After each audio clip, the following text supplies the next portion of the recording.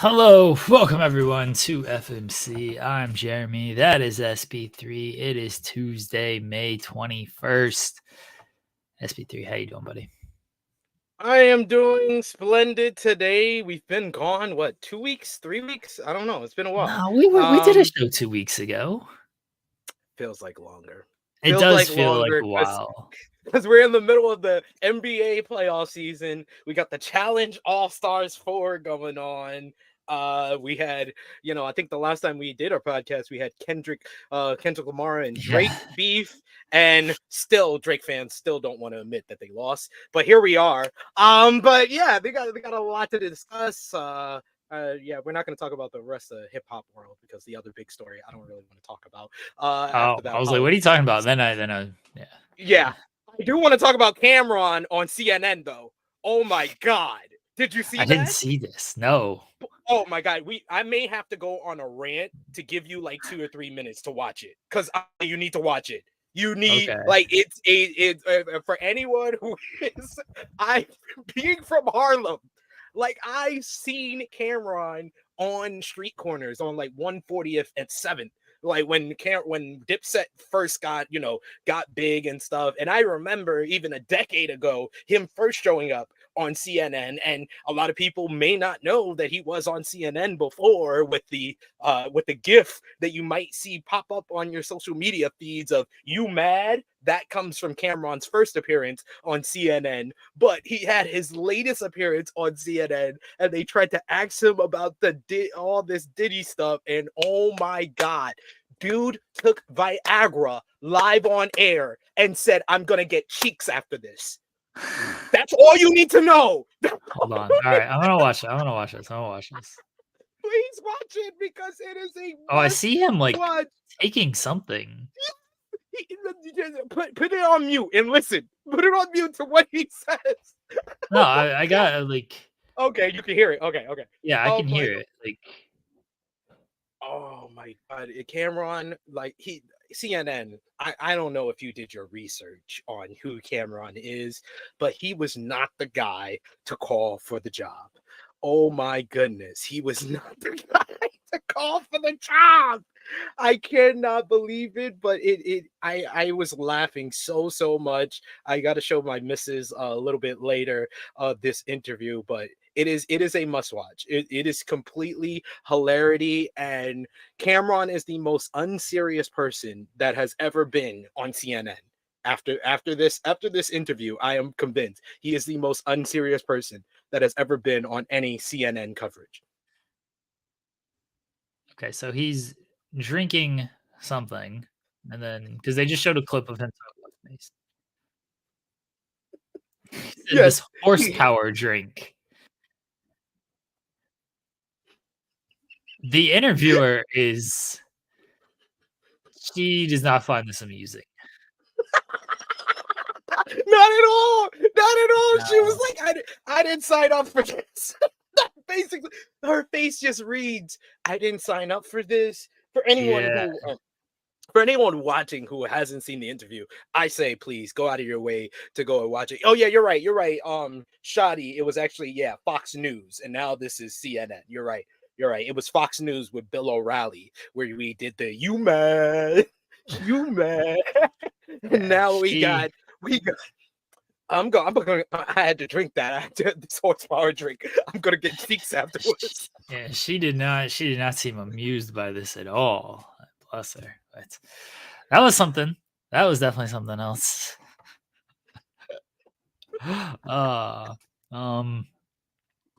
Guys, leave a question, comment, statement, leave a thumbs up on the video, leave a super chat, leave us a nice review on iTunes, all that fun stuff. Hey, you told me this off. You told me this off air, and I know it's public now, but we have somebody in Twitch. And congrats on the ROH host chair, SB3. I didn't even know it was public, but yeah. Apparently. I did see the comment in the live chat. I was like, wait, did Kate announce it on social media? I don't see it. Maybe she announced it on the Fightful review last night. But yes, I am officially I can no longer say, I had a funny moment. I think it was at Grand Slam last year, I was doing tailgating with Kate, with Cassidy Haynes, and with I forget the brother, but he's from the Shining Wizards podcast. And me and my brother from the Shining Wizards podcast, said that we're Fightful adjacent. And now I cannot say that anymore. I am officially a part of the Fightful team. So proud. I'm trying to get my internet to work better. Congratulations, SP3. Okay. Love Fro says Kate announced it behind the paywall last night on Sour Grabs. I mean, the audience for this show and the select Sour Grabs is roughly the limited in and of itself. So it's about the same number of people. We were talking off air that you and Kate should just like review old ROH shows. My internet sucks. I can tell. Hold on. Let me try this. You seem to be going well on my end. I don't know if it's if I look bad on your end. I don't know, but yeah, you look fine. You look the fine. audio's okay. You're frozen a lot on my end, but the audio comes through. So we'll see. I don't know if the chat can confirm that's a me problem, because I can maybe adjust my Wi-Fi if that's a me problem. But you seem fine on my end.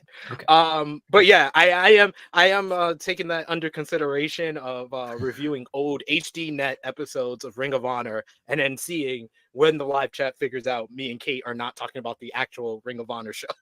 Yeah. We'll see what happens. People are like, wait a second, Nigel McGuinness is back? Oh my God. When did he get cleared? Just review old ROH, new ROH. Squash match, cool. Squash match, cool. There we go.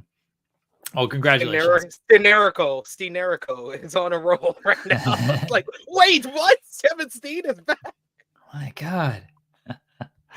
All right, let's get into some basketball. A little bit of sad basketball. My team is no longer part of the NBA playoffs. What can you do? It was a good season. Season was a lot better than it had any right to be.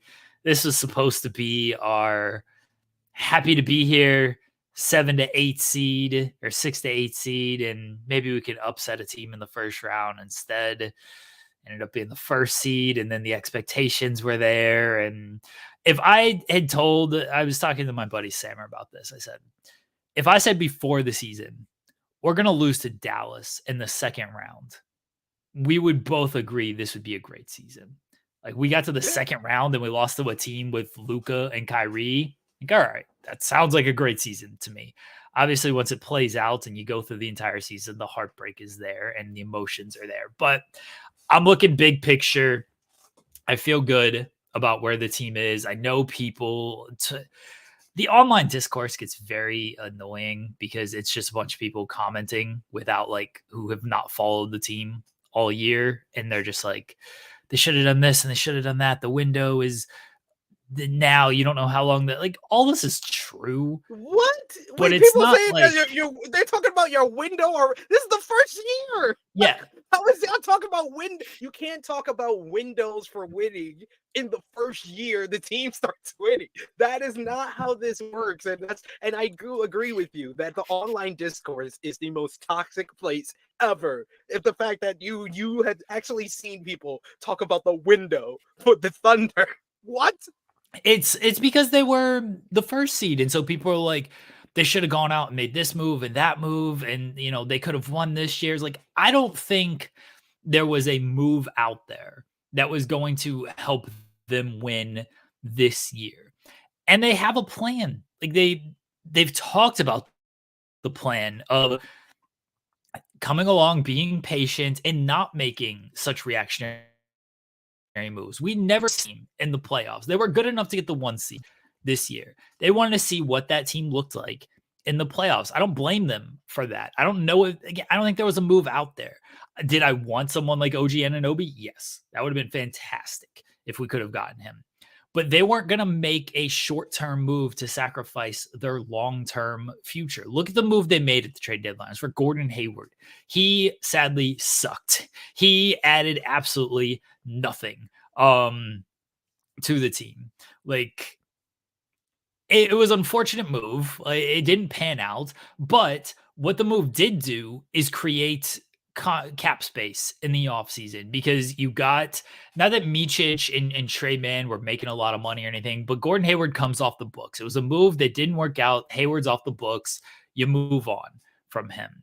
Okay, great. Now you got a bunch of cap space in the offseason. I said this, I think after they had lost, and it was how many teams would want to trade positions with OKC right now? Not just the roster. The roster already has a bona fide superstar, number 2 in the MVP voting, who by the way,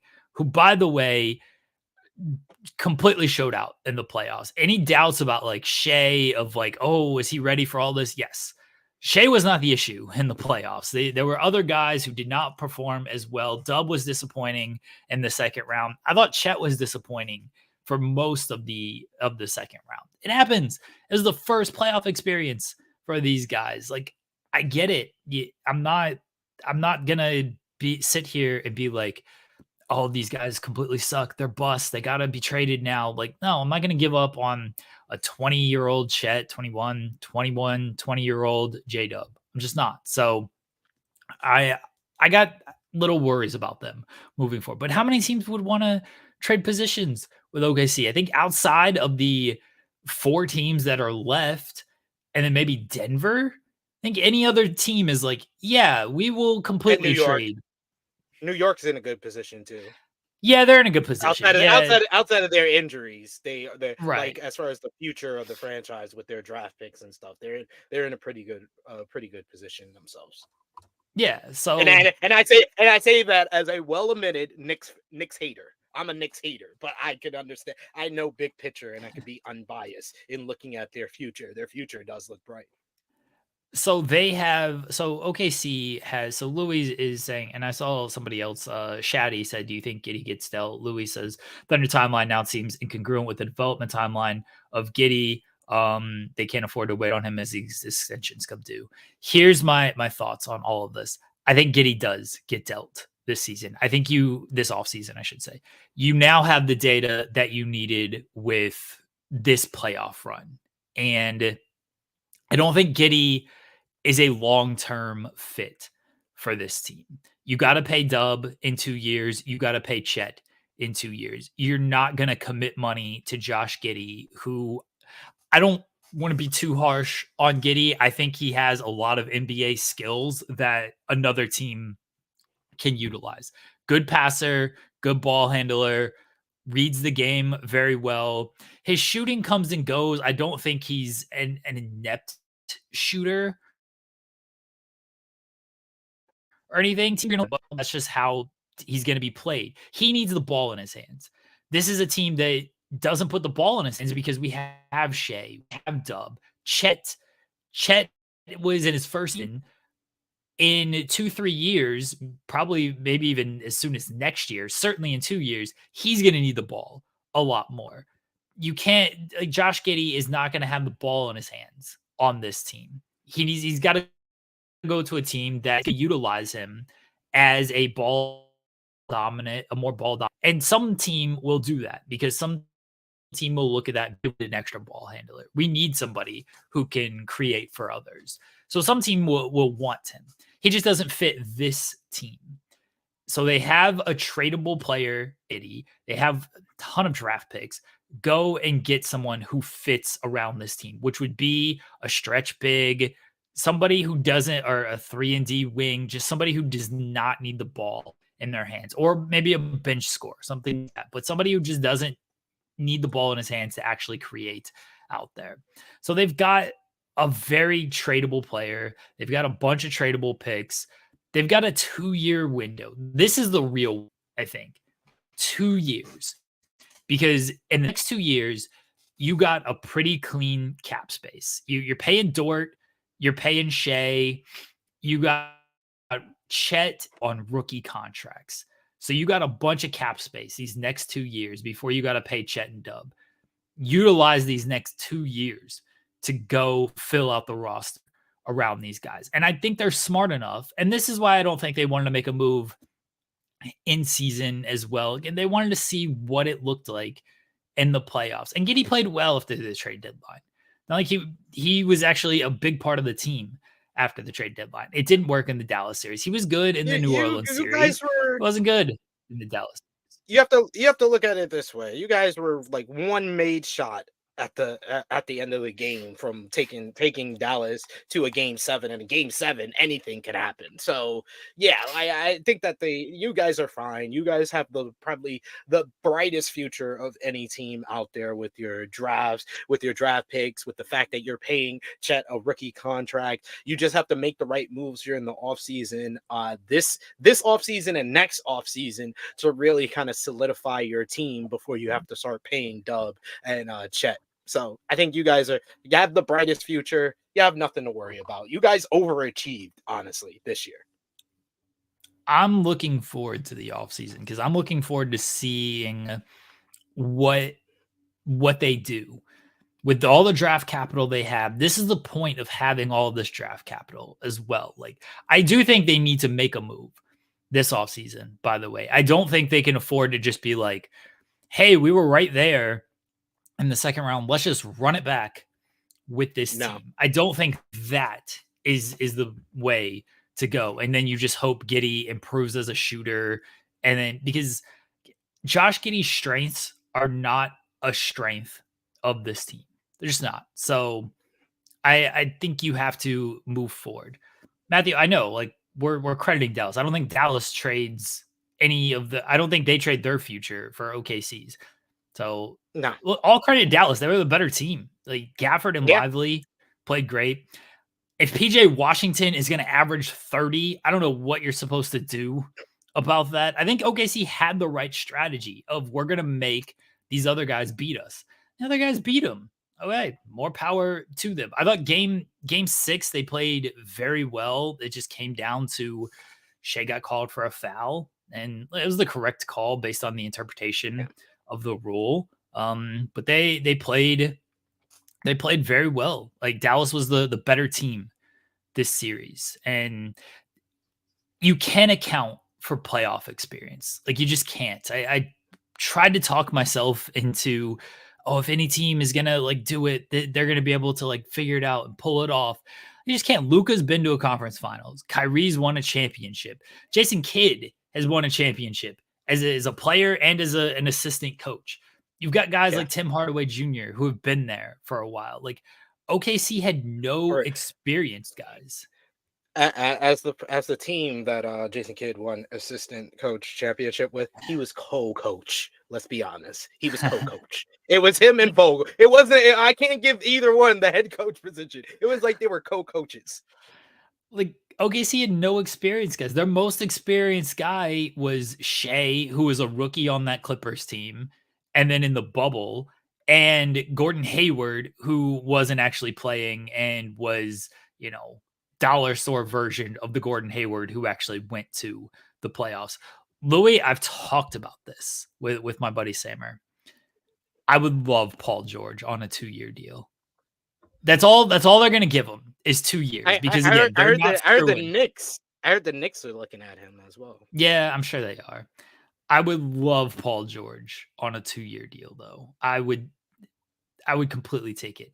There's the looming Durant stuff. I don't think they're going to trade for Durant. I would. You think Phoenix would take Giddey and some draft picks for Durant? I mean, I don't know what Phoenix wants. I don't know what Giddey's value is around the league, because you can look at him and again, I think he has a lot of NBA skills that a young team would probably want to take a flyer on. Like, I can see a team, and you're going to get draft picks as well. It's who are you going to give up? And, is that going to be worthwhile? I think Phoenix is probably just going to end up running it back with who they have, trying to continue to fill in guys around the margins and everything. But, the Durant thing's going to be out there. I would love Paul George on a 2-year deal. Like, I would completely take it. I don't know when it comes to the free agencies or the free agency this season. again, they're not going to overpay for anybody. They're going to find somebody on a 2-year deal, or if they sign somebody for longer than 2 years, it's still going to be where they have money for Chet and Dub. They're not going to commit long term to anybody that takes them out of max contracts for Chet and Dub, because they're going to get paid. They're going to get paid. So they're not going to commit long term money to any of these guys. That's going to mess with that money for those two. I think a trade is way more likely. All these draft picks that they have, and they have Giddey to deal, a trade is just way more likely. Who that is, who knows?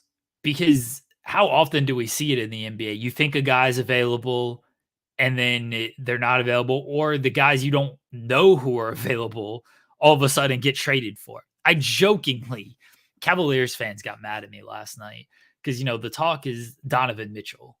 Oh, does Donovan Mitchell want to get traded? And I was like, everybody's talking about Donovan Mitchell. OKC's going to swoop in and trade for Evan Mobley. And Cavaliers fans are like, they're not going to trade Evan Mobley. There's no way Mobley gets traded. I was like, do I think Evan Mobley actually gets traded? No, I don't. I think the Cavs would be kind of foolish to trade him. But if OKC comes along and is like, here's a young player, here's Josh Giddey, same draft class as Mobley, I believe. Here's Josh Giddey. Here's 2, 3 first-round picks. The Cavs look at that and be like, you know what? Let's think about this here. Let's think about it. We already got Jared Allen, so I mean, right, we've got Allen. We have to trade Mitchell. Mitchell doesn't want to be here.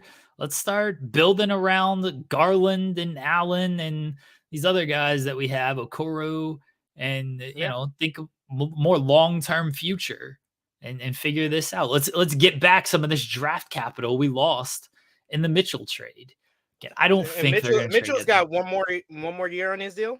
Yeah, but if he doesn't resign, they can't afford to lose him for nothing. So yeah, that's why they probably will think about trading him. But I think we talked enough about the Dallas and Oklahoma City series. Let's talk about our former NBA champions, the Denver Nuggets, who I've legitimately seen Nuggets fans on social media being like, well, at least we beat the Lakers again. Congratulations that we are your consolation prize. That's what you get, Mike Malone. You are a sore winner and a sore loser. You won the championship. You're at the parade after you just beat the Miami Heat after 5 games. And who was on your mind? Who is living rent-free in your mind? The Los Angeles Lakers. So you guess what? I'm going to be swimming in Mike Malone's mind for the rest of the season, because he could be like, oh, well, at least we beat the Lakers in the first round. We weren't ready for the Minnesota Timberwolves to whoop that ass first 2 games. Then y'all came back. Y'all won 3 straight. Everybody was like, oh, Denver is back in it. Denver are the reigning world champions. They're going to get back to the NBA Finals. And then Game 6, Game 7, and then you had Jokic. Man, why? Why are you waving hi at our nice fans who came to see us play basketball and are disappointed our season is ending? And you know what Ant-Man said? Not a damn thing. He just said, look at the scoreboard. He just pointed to the sky. Yes, Mike Malone. And I'm going to ask you all the stupid ass questions. Like, why weren't you prepared for the Minnesota Timberwolves? Why were you so concerned about your team being ready for the Los Angeles Lakers, but you weren't ready for the Minnesota Timberwolves, who built their team to beat your ass because they had 3 big men and they had a perimeter all-star superstar player who was playing out of his mind that series? And they played the best defense we have seen in quite some time in a playoff series. The Minnesota Timberwolves earned their spot in the conference finals, and the Denver Nuggets proved to us that all that talk we had about them being the new dynasty, we're the new dynasty of the NBA, bullshit. Do you feel better? Oh, I feel splendid. This is like a year's worth of bullshit I've had to deal with the Denver Nuggets fans. Y'all were so worried about us. Y'all so worried about us. Y'all weren't worried about repeating. Y'all weren't ready about making your team better than it was last year so you could repeat. Y'all weren't worried about that. Y'all were worried about beating us. So congratulations, y'all beat us. Y'all won the championship of beating the Los Angeles Lakers. Congratulations. Oh, everybody wants to say, oh, Lakers celebrating the in-season tournament. Denver Nuggets was celebrating the in-season tournament of beating us. That's what they were celebrating. And they wasn't worried about any other team. And that's why the Minnesota Timberwolves went up there and whooped their ass in Denver. Rob Wilkins is here, Minnesota Timberwolves fan. Yes. Hello, Rob. Let's go, Rob. Let's What's go. up, boys? What is How going you doing, on? buddy? I am so happy. It's just unbelievable. Man, let me say something. As you see, there's been it has been crazy here because we're not used to having nice things in Minnesota. To get this far, it's been 20 years since we made it to the Western Conference Finals. I was a young man. I was 22. I was 20 years old. No, I was 22. See, I can't even do math. That's how long it's been. It's absolutely nuts. I cannot believe it. So many people counted this team out. Like once, like SP3 said, we in this town, and I was one of those guys that I'm like, we got our hopes up, and there's still a shot, and we made it. The fact that we're this far, we are playing for the guys like Ricky Rubio, the guys like Tom Gugliotta, Johnny Flynn. This is for Wally Szczerbiak. So the fact that we made it this far, and the one thing is I get my hopes up because I'm a fan, obviously, but Dallas has played pretty well. They've had the stats between both teams are pretty like even as far as like rebounds. I just wanted to ask you guys, what do you guys think? Like, do you think Minnesota's the team to beat in this series? Well, I mean, let me rephrase this. Obviously, they are the team to beat. Do you think this goes 5 or 6 games, or do you think it goes 7? What do you think? I'm just curious because I think it goes 5, at least. 5? You think Minnesota or Dallas in 5? Dallas. Or no, see, I'm so nervous. Minnesota in 5. See, Minnesota in 5. It's like getting Gobert in the trade again. It's just so freaking crazy. Because last year, SP3 nearly ruined my life when he told me that we gave up 4 number 1 picks for Rudy Gobert, and I nearly threw him off my own show because I thought he was messing with me. Minnesota in 5. Minnesota played great in the second round. I didn't think they were going to beat the Nuggets. Even when they're up 2-0, I was like, look, I'm not going to fully just write off the Nuggets here just because they're down 0-2. I think that was foolish. And then when Denver went up 3-2, I was like, all right, look, I didn't write off Minnesota off of that either, but it did seem like the Nuggets were going to win. Full credit to Minnesota for their Game 6 performance where they completely destroyed Denver, and full credit to them for their Game 7 comeback as well. That looked 20 over. 20 down in the second half. Yeah, that looked over at the half, and then they came back. Dallas is a different animal than Denver. No, they don't have the championship experience that the Nuggets have, obviously coming off the title. They have springy bigs in Lively and Gafford. I think they had the best player in the series. No knock on Anthony Edwards. I think Luka's better. I think they have the best player in the series. I'd be very worried about Kyrie as well. Minnesota has great defense.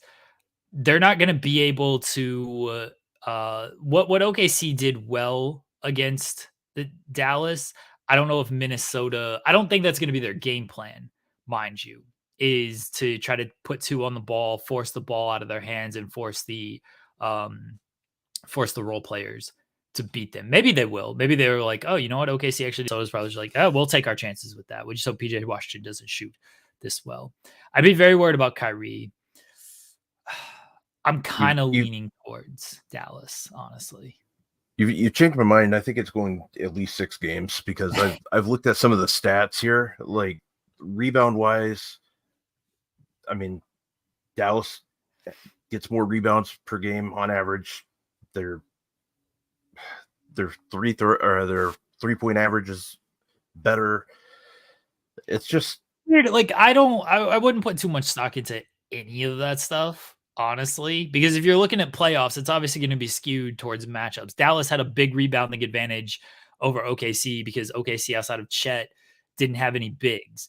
Like Minnesota has Gobert, who one of the best rebounders of all time, one of the best defensive players of all time, and Towns, a very good rebounder as well. So like I wouldn't put too much stock into that. 3-point shooting wise, I mean, Tim Hardaway Jr. is kind of hot and cold. Like Derek Jones Jr. is like a 31% 3-point shooter. All of a sudden, he plays OKC, and now he's a 60% 3-point shooter. So I wouldn't. It's the playoffs. Role players step up. A lot of things happen. I don't think Jaden McDaniels until Game 6 and Game 7 had a great series for Minnesota. I really love Jaden McDaniels. I think he's a great player. I think he's maybe going to have a better series in this one. Look, Naz Reid, everyone is fallen into love with Naz Reid. I think Naz Reid has been fantastic off the bench. I think that's a big get or a big advantage that Minnesota could have. But then Derek Lively's coming off the bench for Dallas, and he's been very good. But can Derek Lively guard out on the perimeter a little bit more against Naz Reid? Because he didn't really have to do that against OKC. It's going to be a different defensive scheme for both teams as well. That's why I wouldn't look at like the advantage or the numbers from the playoffs thus far. I don't know if they played each other head to head after the trade deadline, because before the trade deadline, Dallas was a completely different team. So I would look at after the trade deadline, did these two teams play each other and how did that matchup go? And even then, I don't know how much stock you're going to put into that, because we saw the Suns and the Timberwolves. The Suns whooped the Timberwolves during the regular season, and then the playoffs were competitive. So it's going to come down to teams, things like that. Timberwolves is a different beast. I think that this is a very evenly matched series where you could say that Dallas is the offensive team versus Minnesota is the defensive team. And it's very, very evenly matched for me because I mean, I'm talking about from more of like a generalization. You could say that, but I'm not saying that they're all defense or all offense. I think that Dallas played really good defense throughout these playoffs, and I think that Minnesota showed that they can outscore, Phoenix Suns with all their big three, as well as the Denver Nuggets, who have one of the best offense in all of the NBA. But I think that it's really going to come down to possession by possession, and it's going to come down to Luka versus Anthony Edwards. I think that the teams are very evenly matched, and it's going to come down to the superstar player and who is the best player on the court.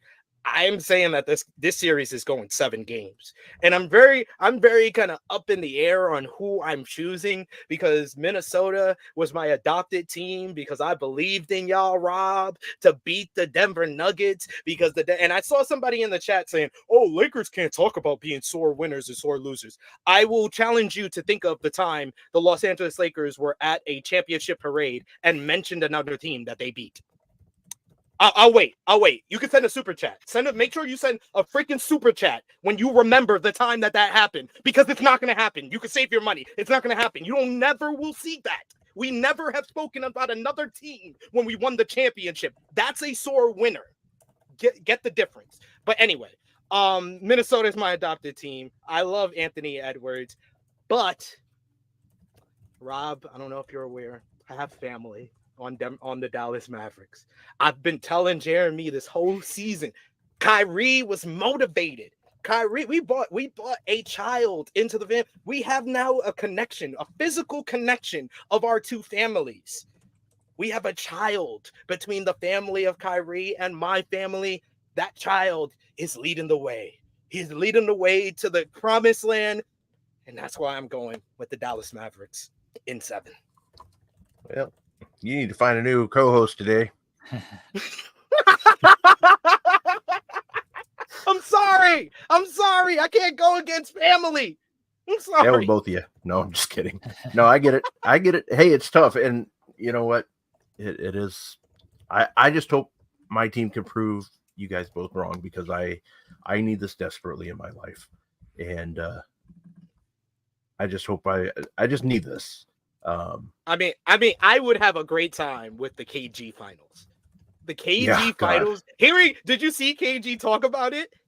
Where he said, yeah, Boston win game 1. I'm going in the locker room. I'm like, hell yeah, give them hell. If Minnesota win game 2, I'm going in the locker room. I'm like, hell yeah, give them. He's like, I'm the only one. He was like, y'all not gonna make me choose. He's like, y'all not gonna make me choose. He was like, this is the promised land for me. This is the greatest NBA finals for me ever. Boston versus Minnesota. He said, I'm the only one who is qualified to talk about this final. Yeah, well, I know he does not like the main owner of the Timberwolves. Like, I know he despises that man, and that guy lives about 2 miles from me. So I'm gonna go make sure that he that we talk it out and get KG back, because I know he'll answer the door when I go knocking. So, but you guys have a good show. Thanks for letting me come on. I enjoyed it. And Rob, I before you go, I wish your team the best of luck. I know how stupid sports are, and so I am rooting for you personally. I don't care who wins between Minnesota and Dallas. I don't have Dallas beat us. More power to them. Minnesota, I don't have anything again. I'm not the biggest Gobert fan. Just who can be a fan of Rudy Gobert if he's not on your team? Sorry, but I want my friends to be in good health and to be well. So I'll in that case, I'll be pulling for Minnesota. Well, I appreciate that. I do. And I mean, last year, it was really tough, for me to say that I was rooting for your Avalanche, but I did. And this year I rooted for your Avalanche because of Zach Parisi, and that's why we lost. No team was Zach Parisi was going to win. I know that was the problem. That was the problem. I knew it. But oh well. But thanks, guys. SP3. I decided I will stick it through with you later on, but I'll be there. But we will. Yes, talk. Me and Rob will be live on the True Hill Heat YouTube channel to review Raw, and for Rob to brag more about his Minnesota Timberwolves. Thanks, boys. See you later. Thanks, buddy. Have a good show. Thank you. See you, Rob. Thanks. I think we got a super chat donation, a big one too. We did. I was gonna wait, but this is from Bridget. Just says, I'm going through some stuff in my life. I can't tell you how much listening to both of you helps me. Thank you. Hey, Bridget, I hope you're doing well. Feel free to reach out to either one of SP3 or I, and hope everything is good. We appreciate you. Thank you for listening. Thank you for tolerating us, and we appreciate the super chat as well. You definitely didn't have to do that, but thank you. Yeah, that was very, very sweet words, Bridget. So yeah, like Jeremy said, definitely you can reach out to us if you ever need any positive words or positive thoughts. And honestly, regardless of me, I do like to regularly clown a bunch of y'all, like Ace Shock, who said that Laker fans are sore winners and sore losers. I'm still waiting for that super chat where you could tell us when we mentioned another team during the championship parade. But all jokes aside, I really appreciate everyone that watches, this show, anything that I've done with Fightful, because y'all the reason why I finally can say I'm a member of the Fightful team. Y'all support, and you guys watching this show, you guys watching any of the times I've been the Black Rod building on the main channel. I appreciate all of y'all for the support, because I wouldn't be able to get another source of income in this wrestling media world without it. So definitely appreciate all of y'all, and thank you so much. And thank you to Bridget for that super chat donation. Appreciate it. All right. Eastern Conference. We good? I think we're good for now on the Western Conference. So you're going with, who's your prediction? Who's your prediction for the West? I didn't quite hear if you had a prediction down. I'm leaning towards Dallas, honestly. I think Luka's the best player. I know he's banged up, but he still played for the most part, game 5 and game 6 against OKC, I'm leaning towards Dallas. I think this feels like a Kyrie series. This really feels like a Kyrie series. It does. It does. That's why I'm very happy. Well, I'll pull back the curtain a little bit. My nephew went out to Dallas for we met. I met with all the family was there for Mother's Day. My nephew's in Dallas for Dallas Mavericks. He's been in Dallas ever since, so he's having a good time. He got to see them go to the conference finals, so that's another reason. I like to see my family be happy, so that's why I'll go with Dallas here. Even though I really like Minnesota and I love Anthony Edwards. Anthony Edwards may be my new favorite player in the league. Like his whole reaction to Joker asking him why you do that? Why you do that? I'm sorry. He is the energy of a New York Hooper. He is a New York Hooper through and through. He has that energy, and that gravitates me towards him.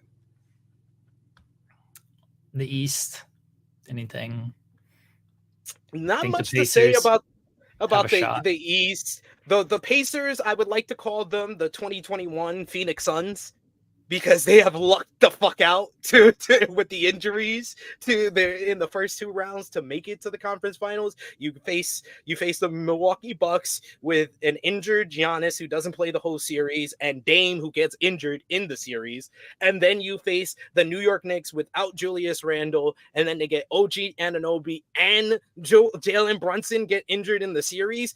God, I mean, I am putting, if I am the head coach, if I am Mazzulla, whatever his name is, the head coach for the Boston Celtics, I am putting a rabbit's foot in every one of the players' sneakers to make sure they don't get injured, because there's some spookiness going on with the Indiana Pacers right now. I think this will be a more competitive series than people give it credit for. And the reason I think that, unless the Pacers get dealt with a bunch of injuries, because who knows? It's not like, you mentioned Boston and their injuries. Like, one, they already have Porzingis out. He might come back later in the series, but he's out to miss the first couple of games. Boston's had pretty good luck with injuries as well. They dealt with no Jimmy Butler in the first round. Donovan Mitchell missed the last 2 games of that series. Jared Allen missed the series. So it's not like Boston had to deal with the toughest path in the world to get here. Both these teams benefited from injury luck in the first 2 rounds. Now, both these teams outside of Porzingis are relatively healthy. We'll see how it plays out. The one thing I do like about the Pacers, one, Tyrese Haliburton looks like he's pre-injury form again. He's got his bounce off the dribble. He's hitting from 3. Like, his shot completely fell apart after the injury in the middle of the season. And now he looks like he's returning back to that form. 2, they have their identity. And I think such a big part of the playoffs is just knowing who you are and playing to that style. And that's why I think the Suns completely fell apart. They had no idea who they were. Yeah. The Pacers, they have their style. They're not going to play too much defense, but they're going to run you up and down the court. They will fast break it. They will fast break it off a made basket. Yeah. Oh yeah, they got a 2-on-1 off of a made basket against the Knicks. I was like, how is this possible? So they know who they are. They're going to play that style. They got a lot of guys who can contribute off the bench as well. TJ McConnell comes off and can drop a triple-double. I don't think he will, but he's a very serviceable guy off the bench who fits the way they like to play when Haliburton sits. Like, they know who they are as a team.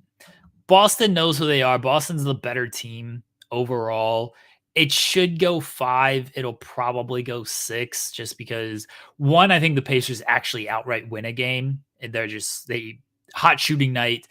I don't think they're replicating 70% from the field like they did in Game 7 against the Knicks, which was absolutely absurd. Like, absurd shooting performance in that game.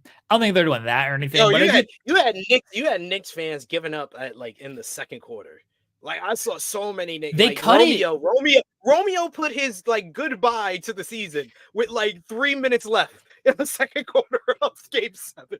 I'm like talking to somebody else who's like, yo, Indiana's cooking. And I'm like, I hate the fact that I don't think it's going to last because the Knicks always make runs late. But then I saw Knicks fans who had already given up. So I was like, oh, it must be a wrap. It must be Knicks fans must know something I don't know. And then the Brunson injury happened. And yeah, it's just, they were the walking wounded in that Game 7. What's weird is like they cut it to 6, not weird, but like they ended up cutting it to like 6 in the third quarter.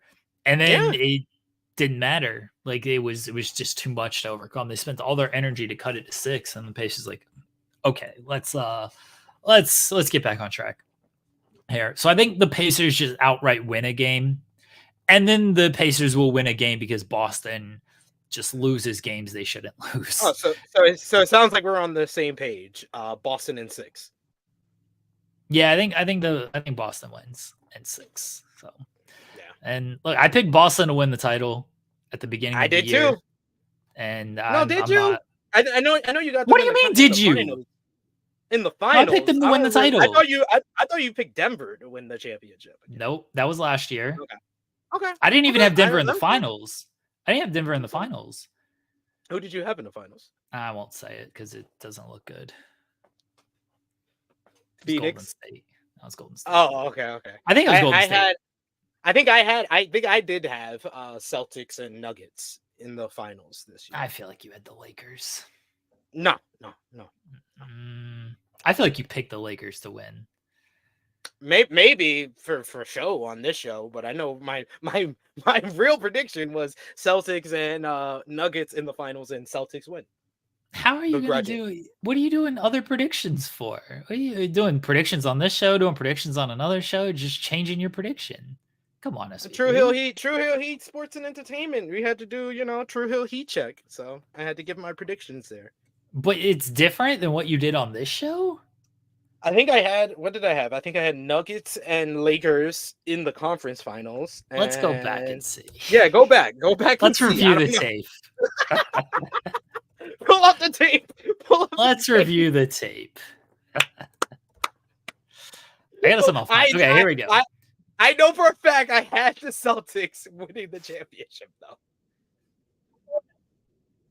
I didn't go all the way. If I was on my Laker bias, I didn't go all the way with it and say we were going to win the championship. We're not going with the True Hill Heat prediction here. We're going with the FMC prediction. That's what this audience heard. That's what we were going with. All right, I forgot Phil was on this show with us. Yes, he was. All right. He was. The problem is try to find. I assume it's at near the end of the show when we actually gave the prediction. Hold on. All right, so he's going back. Conference finals. I hear conference finals. Okay, hold on. Uh-huh. Oh, look at there. We gotta hit a message for Louis V. Luke Cornett is gonna have to play real playoff minutes if Porzingis gets hurt. Luke played real playoff minutes. He played in the second round because Porzingis got hurt. Great prediction, Louis. Great prediction. Yeah, I love it. Yo, we dead ass need to do that though. Like I think you know what? You should cut it off now. You should cut it off now, and we should rewatch it at the end of the season and see what we got wrong. No, we got to figure out who we predicted now because we're talking about it. All right. You continue to confirm that, but I think that we should watch that for the end of the season and I did say at the beginning of the season, and I do look kind of correct here, that Toronto was going to decide the season. OG, if he stayed healthy, the Knicks were there. Siakam, he's in the conference finals. That's true. The Raptors decided the season. I think we all said whoever gets Siakam might make it to the conference finals. And that's why you had Golden State, because I was trying to convince everybody that Golden State was the team that could get Siakam. I said on the preview that the Celtics were gonna trade for Siakam. So now they're facing him. Oh, that's great. That's great. Oh man, right, what do we have? You love it. Love looking back. So what did I say?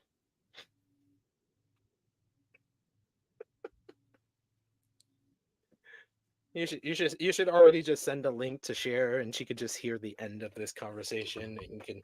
Yeah, I'm gonna let you guys just preview the challenge and then I'm gonna jump in with our breaking news of here's who we predicted. Here's who we predicted here. He's like Eureka! Yeah, I found where we actually can't I do like the transcript gimmick on this? Word. That would be great. Like, yeah, that would be super helpful. Oh man, lovely stuff. You can love to see it. But yes, we have this challenge. Are you up to it yet? We got the challenge All-Stars 4 to discuss, and we desperately need to do at least one chapter of Too Hot to Handle Mobile, because it's been a month since we did any chapter of that great mobile game. Louis says, I think I picked Nuggets and Bucks. I picked the Bucks last year to make it to the finals. And I don't know if I was convinced about Giannis and Dame. I know I had them in the conference finals, but I don't think I had them winning the whole thing. And especially, I think we did our predictions after the Celtics had acquired Drew Holiday. So I think that was the other thing that made me pick the Celtics to get to the finals.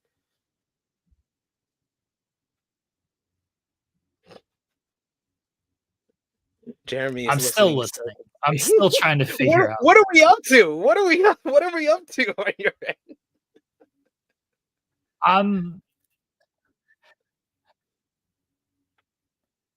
I'm just trying to listen. All right, Share Delaware's here. All right, I'm gonna add Share Delaware. I'm gonna let you guys talk about the challenge, and in like 5 minutes, I'm going to interrupt, and I'm gonna tell you who our picks were for the NBA Finals. To let Cher know, Jeremy is currently listening to our NBA preseason predictions because we're confused on who I picked to make it to the finals. You need to put that in a document like you do our challenge. Probably that would actually be much smarter. I don't know why we didn't do that. Listen, I don't know what I say like 1 minute to the next, let alone months ago. Like, I was like, I did 2 preseason predictions, so I know I picked. That's the confusing part is you did 2 preseason predictions, and so you're confusing which show you did which prediction on. That's hilarious. So you didn't even predict the same. Yeah. People. No, I picked the same. No, I picked the same Eastern Conference team and the same winner, but I didn't pick the same team on the West. I know. Gotcha. We'll see. We got evidence. some.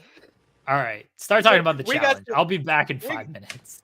We got some challenge All-Stars to discuss. Are we going from the last time we discussed the show?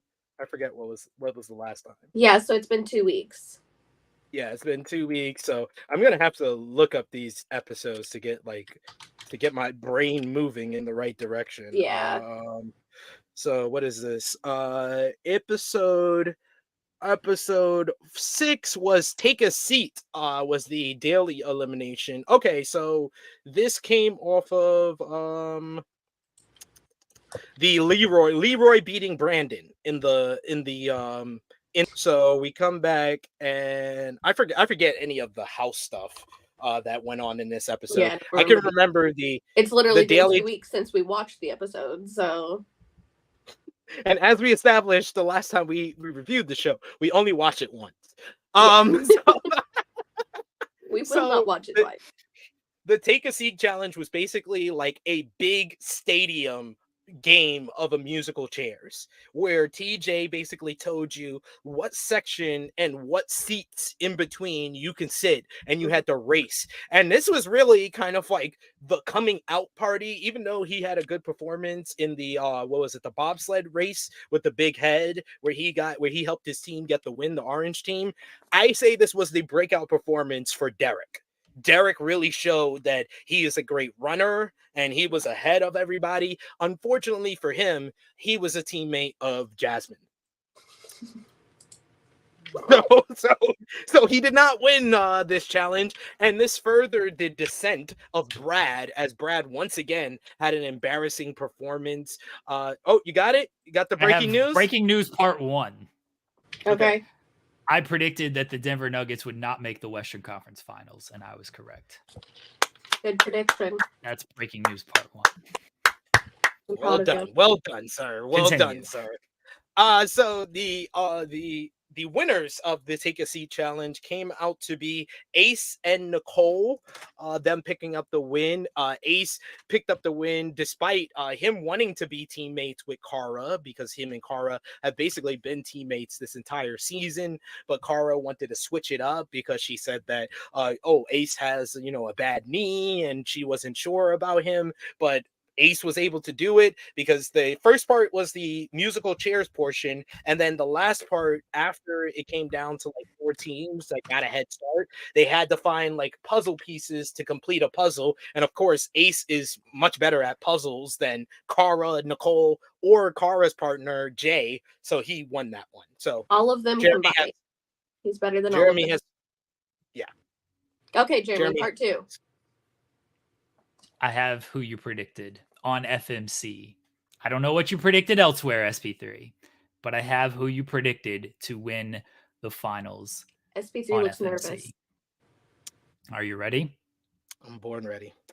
You had the Boston Celtics losing to the Los Angeles Lakers in the finals. Yeah, that sounds like me. That sounds exactly like you. That was your prediction. I probably could have guessed that. You had the Lakers beating the Nuggets in the conference finals, and then the Lakers beating the Celtics in the finals.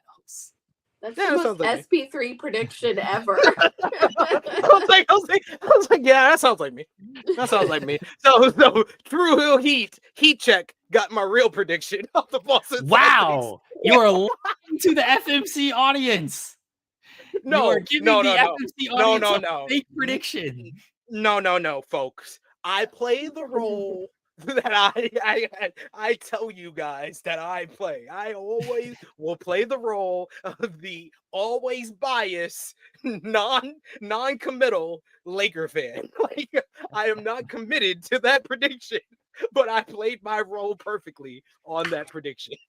Okay, so I know that the Nuggets lost because Will Washington sat in one spot for like 4 hours.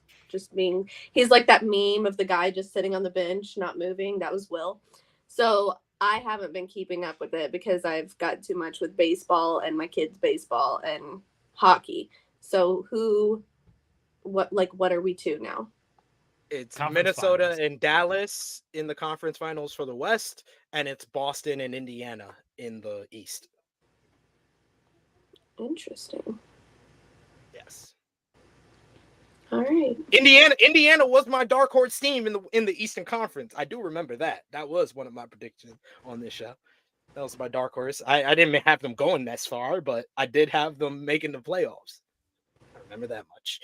But yes, back to the challenge here. So it was a double elimination, and basically, I believe it was Kara. It was Kara at play here because Kara, basically, I think Ryan and Flora were a part of the middle group. Then the other part of the middle group was Jay, Avery, and Adam.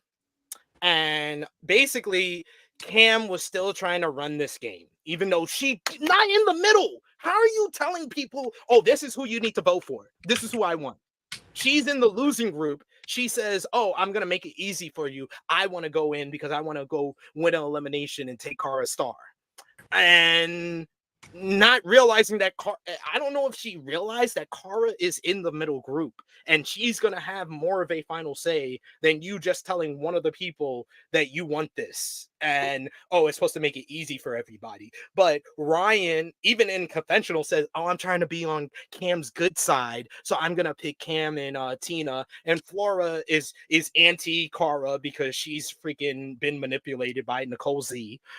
So she's also going for that. But Cara shut that shit down, and I love the way she did it. She was just like, Jay says, oh yeah, Cam wants to go in and she wants to verse Tina, and Cara's like, no, that's not happening. No, that's not happening. And it was good because before they talked about the girls, Adam had said that he wanted, for the men, he wanted the 2 star holders to go into the elimination. He wanted Kifla and Steve to go in on the men's side, which made it easier for Cara to make her case to put in 2 star holders on the women's side because it protects her star. So she wanted Jasmine and Veronica to go into the elimination, even though, Nicole had the chance as well as Ace to, put themselves down there and put in the elimination. But Cara was able to kind of talk everybody into it. She basically made Adam and Avery change their votes to Jasmine and Veronica to get what she wanted in the end. I loved the political game. You might say that it was annoying or over embracive. I loved the way that she got what she wanted in the end. Cara, I don't care how it went. Cara got what she wanted in the end. Flora, you can go ahead and complain to Nicole. And Nicole makes absolutely no sense when she says, oh, I hate Cara. This is why I never like playing with Cara, because she plays a selfish game. There's only one winner. There's only one winner. That is how you play the game. It's be selfish. It's go for yourself. Think about yourself first. What the hell are you even talking about? You always say this. She has said this for multiple seasons that she's been on, that Cara plays a selfish game. Maybe you should play a selfish game and maybe you win one of these. Well, that's because people like Nicole can't win by themselves. They need people like Cara to basically help them get to the end and be worried about them too, because she's not good enough to just do it on her own. So then when somebody doesn't baby her the entire time, she says they're playing a selfish game. Like, no, I mean, first off, like, you're not even friends, but I'm not there to help you win. I'm there to help me win. So why, if helping you at a certain point benefits my game, then sure. But like, why am I more concerned about you than I would be about me? That doesn't even make any sense. Which we all know Nicole is an idiot anyway. But like, it makes me so bad when people are like, they're playing a selfish game. Yes, this is a selfish game. Unless you are on a team, this is a selfish game. Like, yeah, I'm not trying to get you to the end so you can win. It just makes no sense. Why would Cara want to play what Cam wants when Cam is actively going against her? Like, it's just mind-boggling, the logic and the stuff they say in conventionals that makes no type of sense at all. None. The way this game works too, like, you have to play a selfish game, not only because it is an individual thing, like only one person's gonna win, but with holding on to like the stars to ensure you're in the finals, like, you gotta be selfish to hold on to that star or to be able to get that star. It doesn't benefit you to try to help others in that instance. Like, it can in some way of like, if you help a person, maybe they'll help you. But if that person has their star, they're going to be more inclined like, no, I got to keep my star. I'm not worried about your star. I want someone to take your star. So they don't take mine. Like, this is a selfish game. And like, and the other way you could say selfish game is Cara is playing the best game right now, because out of all 6 people who got their stars on that first challenge, she's the only one who still has it. So she's playing the best, and this is with everybody actively trying to get the star from her and screw her over, yet she still has her star. Like, tell me how, like, make it make sense. Make it make sense to me how y'all think she's not playing the best game right now. But this is what happens. We go to the elimination, and it's rope rumble. So you get Steve and Kifla first. And Steve just had a better strategy than Kifla. Kifla tried to use like more muscle than like basically strategizing and getting the rope onto his side. So it's like a big bundle of rope that is in the middle, and you have to get all the strands of the rope onto your side of the line. And Steve was able to kind of muscle it over Keefla with more strategy than muscle, honestly. And then the woman's side was the more interesting of the fact, because we get the rundown of what the elimination is, and Nicole's like looking at it and she's like, this is my elimination to take. I gotta go down there and take it. So she says, I'm going down there, and then she has to choose whether she's gonna choose Jasmine's spot or Veronica's spot. And earlier in the episode, we basically were hearing kind of the strategy of Kara, as Kara was trying to actively figure out a way where she can get Jasmine out of here, because Jasmine is one of the people that's working with Cam and actively trying to screw over Kara. But then she realized, talking to Jay, that Jasmine was kind of had her hands in all types of cookie jars, that she had been friends with everybody and she had an alliance with everybody, and she was actually playing a good political game, but she was playing too good a political game, because she had put her hands in the cookie jar for everybody, to the point that she was going to get screwed over regardless. But first, Nicole says, oh, I'm going to take Jasmine's spot. So Jasmine gets off scot-free. It's going to be Nicole versus Veronica. So once Nicole is down there, Nicole proves that this is how the love triangle, this is how the love square goes. Laurel is obsessed with Nicole. Nicole is not obsessed with Laurel. Nicole is obsessed with Kara. Because as soon as she stands next to Veronica, she's like, you're working with Kara. I see you talking to her. I see you talking to her. You're working with Kara. I swear to God, you're working with Kara. You're with Kara. You're with Kara. And Veronica's like, what are you even talking about? She was like, I want Kara out of here. You could ask Laurel. I've been saying that. I know that Kara can beat me. I don't want Kara to win. She's like, okay. And then Nicole out of nowhere, and TJ accepts this, changes her mind. She says, no, I want Jasmine instead of Veronica. It did not make me mad, because I want the Jasmine to F up out of here. It just made me mad because at any other, we've never seen him let someone change their mind before. It wasn't like she was still up there considering it, like, oh, I might, like, she had made her decision. So why did she get to go back on it then? Yeah, she was down there. Me hate her more. She was down there. What's her name was already back up there and everything. Like, yeah, you're both down there. You can't reverse course here. I don't think this should have been allowed. Like, if she wanted to deliberate while she was still standing up there and be like, I don't know, but like, no, you made your decision by that point. Deal with it. Sorry.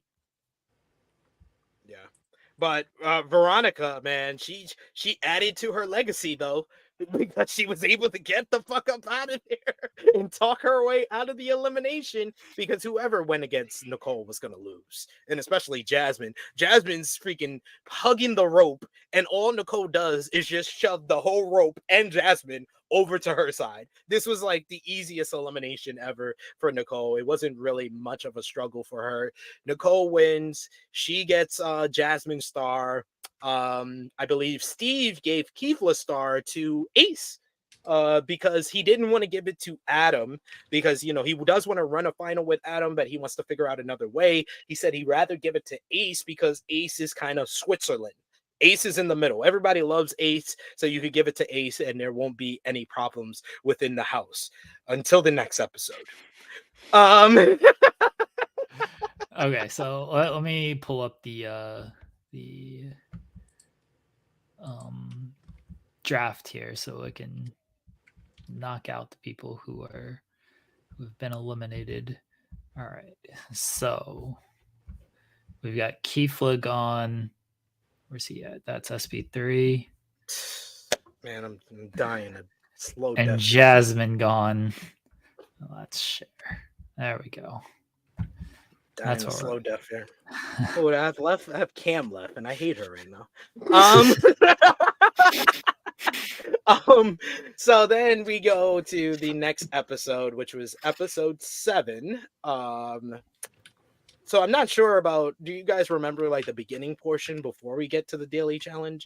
All I remember is that Brad had like a side convo talking about how his season, how he went from, All-Stars 3 was one of his best seasons ever. He won multiple daily eliminations and all that. And now this season, ever since the first daily win where he got the star, he's been on a losing streak, a big losing streak. So, Ace was trying to like pep him up, give him a pep talk, as well as Kara. Kara's like, "You're Brad, like you don't have to worry about it. You're gonna turn it around."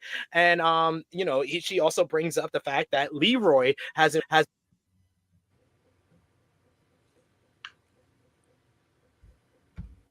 Is he muted for YouTube? Okay. Oh, okay. You good? Now I am. Okay. Yeah. So Leroy was talking about like how he needs to get on the right side after his elimination win. Yeah, I accidentally stepped on my mic cord. That's why I had that. There. But yeah, so we get to the elimination, and the elimination is Face the Facts, which is trivia. It's a trivia day, but this trivia sucked. Yeah, I was. Oh, go ahead. I was disappointed. Trivia day is always my favorite, and I was disappointed. Trash. All it was questions about this season. And so I was so excited. I was so excited because it's trivia day. It's always, funny. And I called the wife in to watch because she likes when these idiots prove themselves to be idiots. And then when it was just all, let's talk about challenge history, specifically just like what's happened this season on the challenge. Like if it was other seasons, I like that. I like if it's like challenge history. That's cool. Like when they did it in, what was it, All-Stars 1? I think that was one of the better like trivia challenges. But when you do it on this season, just this season, it's like, okay. Like there was some spelling stuff for this episode, and like that got a little bit like, okay. And Brad can't spell authority, even though he's a teacher. Yeah, like I mean, that was like a gym teacher though. Yeah, well, I don't like think that was the spelling only a whole lot in the gym. Yeah, like that was the only like funny part is Brad can't spell authority. It's like, all right. Otherwise, it was very unfortunate that they couldn't prove themselves to be bigger idiots. It was a letdown. Yeah. Even TJ didn't seem to have as much fun with it as he typically does. No, he really didn't. But the winners of the challenge were Leroy and Veronica. Veronica proving her Berkeley diploma correctly, a graduate of Berkeley College. It came down to her and Leroy versus Derek and Tina. And, it's Tina. So... yeah, Leroy and Veronica won. So yeah, they win that one. Leroy's talking about how it's a male day, so he may call himself down there if the elimination is right, to go down there into the elimination and get Cam her star. So the people that are voted in, I believe the middle group was Kara once again in the middle group. It feels like every episode Kara's in the middle group. I think so. Yeah. It's quite amazing how many times she's in the middle group to me. But yeah, she's in the middle group, and the middle group decides to put in Adam and Brad because they decide that they are not gonna put Steve into the elimination.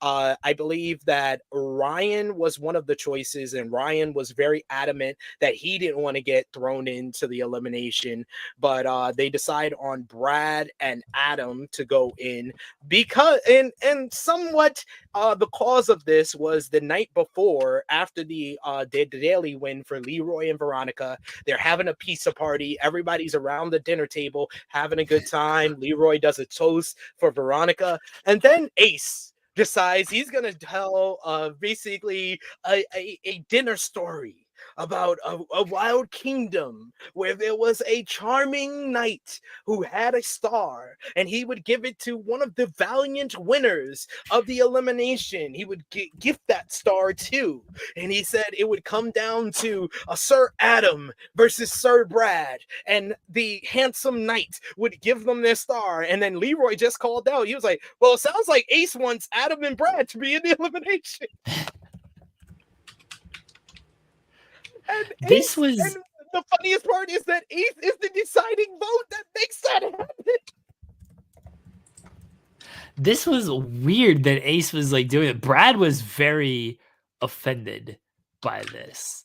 And like, why are you just putting me down here? Like, what are you doing on here? Like, this isn't right. Brad was super offended that Ace decided to do this. And yeah, Ace ended up being the deciding vote who did put Brad. And Adam wanted to go in though. Adam was fine with it. That really wanted to go in. Yeah, but Brad was not happy with it. But what can you do? I mean, it ended up being Brad and Adam, and then they played a cheat codes, which was the elimination that was supposed to be Tina and Janelle earlier in the season before Janelle went home. And Adam and Brad, they had a nice little elimination here. It just really came down to, Brad was a little bit faster from going from the board to the actual, controller to put in the cheat code, but Adam had the better strategy of only getting like 3 of the things to in the cheat code. He only remembered like 3 of them, and then went to the controller, put it in, then went back to the board, got 3 more, put it in, and it slow and steady won the race here because Brad was just all over the place. Like, he's putting in 5 at a time. He's getting them wrong. He's pressing start when he doesn't need to press start, or enter when he doesn't need to press enter. So we don't know like how far along everyone really was, because it just kind of, you enter the code and then when you're done with it, you get the green light on it. And I don't think the red light like ever went off to tell you like, hey, this was wrong. Because Brad, when you watch him, like you said, SB3, and he admitted, he was like pressing start after every single time on the code. And when you see the code light up, the only time you press start is at the beginning and the end of the code. And he was doing it like after every time he would go up on the board. I think Brad never got off the starting block on this game. Yeah. Like, I don't think he was close at all on this, because he kept hitting start every single time he would go up there. And I felt like that just reset the code for him. This was probably Brad's worst season of the challenge. It awful. Just seemed like his mind was not here. It's like every single daily challenge and then this elimination, you can tell like his focus, or he didn't like listen to the rules. Like, something was up with his mind. Like, from All Stars 3, where he was like the dominant guy, like it was him and Wes were the ones it was obvious was gonna win that season, to this, like, this was the worst season of Brad's whole challenge career. Even worse than the wedgie by The Miz. Now it's a necklace. No, it's a necklace. Well, I have unfortunately lost Brad. This is my first person eliminated. Jesus Christ. Is it really? Yeah. I had a good strategy. I still feel good about things because I still have on the male side Leroy, Adam, and Steve, and they're all killing it this season. True. So, they all got stars. Yeah, I feel very good about that. And Ryan's there, so he's doing okay. And then I took Cara as my dominant female. My strategy, you got Veronica, who also has a star. Yeah, Veronica's doing okay. Like, my strategy, I feel good about the strategy that I had for this, mainly because I got the first pick and I was able to use that on Cara, and then I could just take a strong male supporting cast and hope one of them hit. So, anything else from the challenge you want to hit on? No, I think that was it. That was it from this week. Challenge 40. I've heard a rumor about a relationship that started from social media. Because a couple of the cast members from the 40 cast, which I think it's already done filming, so we probably will get the announcement for when that's going to start. That's what I was going to say. I did see the other day that Challenge 40 filming ended, and then it was a week. It ended last week, and this week All Stars 5 starts filming. Oh yeah, and I heard they're taking from everywhere. They're not doing OGs anymore, which sucks. But I think that the relationship that I heard about was actually Olivia and Theo, because Bananas has started a beef with Olivia on social media because Olivia had a picture of her on vacation where she tattooed Theo's name behind her ear, and then Bananas did a parody photo with like seaweed as the ponytail, and he had Theo's name behind his left ear.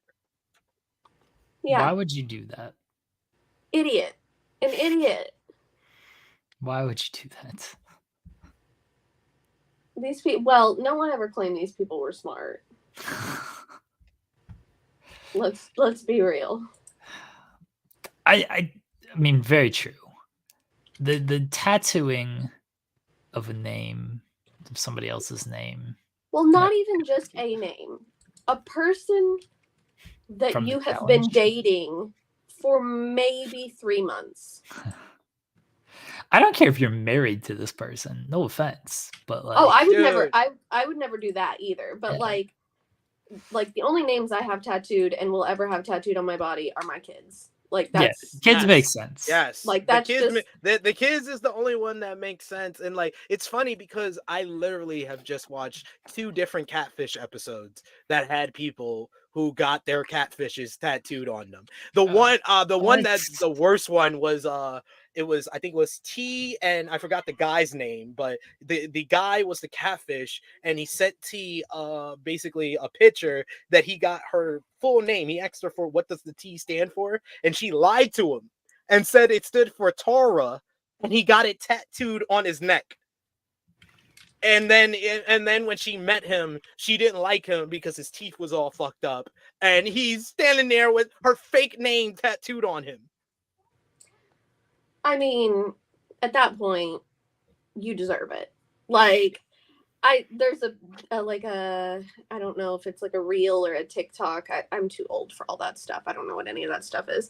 But of Neve and Cammie being like, there's been, however many seasons of Catfish, and people are still getting catfish. Like, we don't understand how this is still happening. Yo, they had 93 episodes in season 8. 93. Like, it went from the pandemic to last year. That's what people still get catfish. People still get catfish because there's just a lot of dumb people in the world. That's what I was gonna say. Like, I can almost see it being like if you're just on a dating app and you match with somebody and it's just like a normal person. But the ones that kill me are when they think that it's like fucking Bow Wow. Yeah, that's them. And I'm like, when you think it's a celebrity. Like, I mean, look. I don't feel bad for the people that are like, Liv Morgan asked me for $40,000 and I sent it to her. Like, what? I mean, come on. And then they get mad at the actual person. Like, it's their fault that they were so stupid. They sent the money. Like, I don't feel bad for you. I don't feel bad for people that get the freaking tattoos of somebody that they have never met. Like, I would never, ever. I have 2 tattoos that are like my kids' names, but it's like an art version of their names. Like, all the letters are connected together and everything. But that's like, I'm not getting anybody else's name tattooed on me. I'm not going and getting some freaking random person. I've been divorced. Like, I know how that stuff ends. Like, I mean, that's so crazy to me that they've been together for, I mean, maybe a few months. And she's got his name tattooed on. And what was funny was I didn't even notice it when I saw that picture because I follow her on Instagram. I didn't even notice it. And Bananas was the one who pointed it out. And I was like, oh my God, when I saw that. I was like, Bananas he owns somebody. He does. Yes. I don't. Yeah, the tattoo. I have one tattoo. It's for myself, and that's it. I have no I think I have tattoos. 11. I'm a blank slate. You have Stardust tattooed. I have 11 tattoos. And I forget that I have tattoos. And then I'll like go to do something and I'll catch a glimpse of myself in the mirror and I'm like, damn, I've got a lot of tattoos. When I see like, because I just don't even think about it. All of mine are hidden except for this one. So I don't even think about it. And then I'm like, oh, I've got a lot of tattoos. Like, I made fun of the guy on Twitter the other day who has the freaking St. Louis skyline tattooed across his stomach. And I was like, what would possess someone? I mean, I know I have a Stardust tattoo, but what would possess someone to get the freaking St. Louis skyline tattooed across their stomach? I don't understand. And it's huge. It's all the way across his stomach. That's a bit much. That must have hurt. Nobody likes St. Louis that much. Nobody. Hey, Nelly. I'm just saying. He don't even live in St. Louis. He lives outside of St. Louis. The man is in the suburbs. Just saying. Do you want to play a chapter of 2 Out to Handle since it's been about a month since we played this thing? It's been a month. Yeah. It's been a month. It's been a while. Okay. Let me plug in my phone. It's been a month, so we have to give the people what they want. You know? None of us are going to remember our accents. No, We couldn't remember our accents when we played it regularly. Week after week. So, yeah. Just all new accents now. So, Yep. Yeah. All I remember is bruv. Oh, Bruv. God. Oh, gosh. Jeremy, are your kids out of school yet? This week. This week? And I'm actually going to back to the UK later this week. Really? Right. Yes. Are you going to be there for 6 months again? I'm gonna be there through the summer. Really? Yes. My missus got a job, so Oh, Awesome. good on her. making moves. Already gonna visit my friends over at Wrestle Talk, so it's gonna be a good time. Give Alex McCarthy a big hug from me. Give him a big Oh, punch not a from me. punch. Not a punch. I'm gonna give him Not a a big punch. hug. Yeah, big hug. Punch. It's all the I'll give setup. him you know I already hit up Alex and Sat, so I'm gonna meet up with them for sure. Yeah. So. You It's- gotta it's the just setup. tell him it's from me, and he'll know exactly what's coming before you even punch him. All right. I'm gonna be like Cher Delaware told me to give you this. You give him a hug from me to start the trip, and then punch him at the end of the trip. All right, okay, gotcha. Yeah.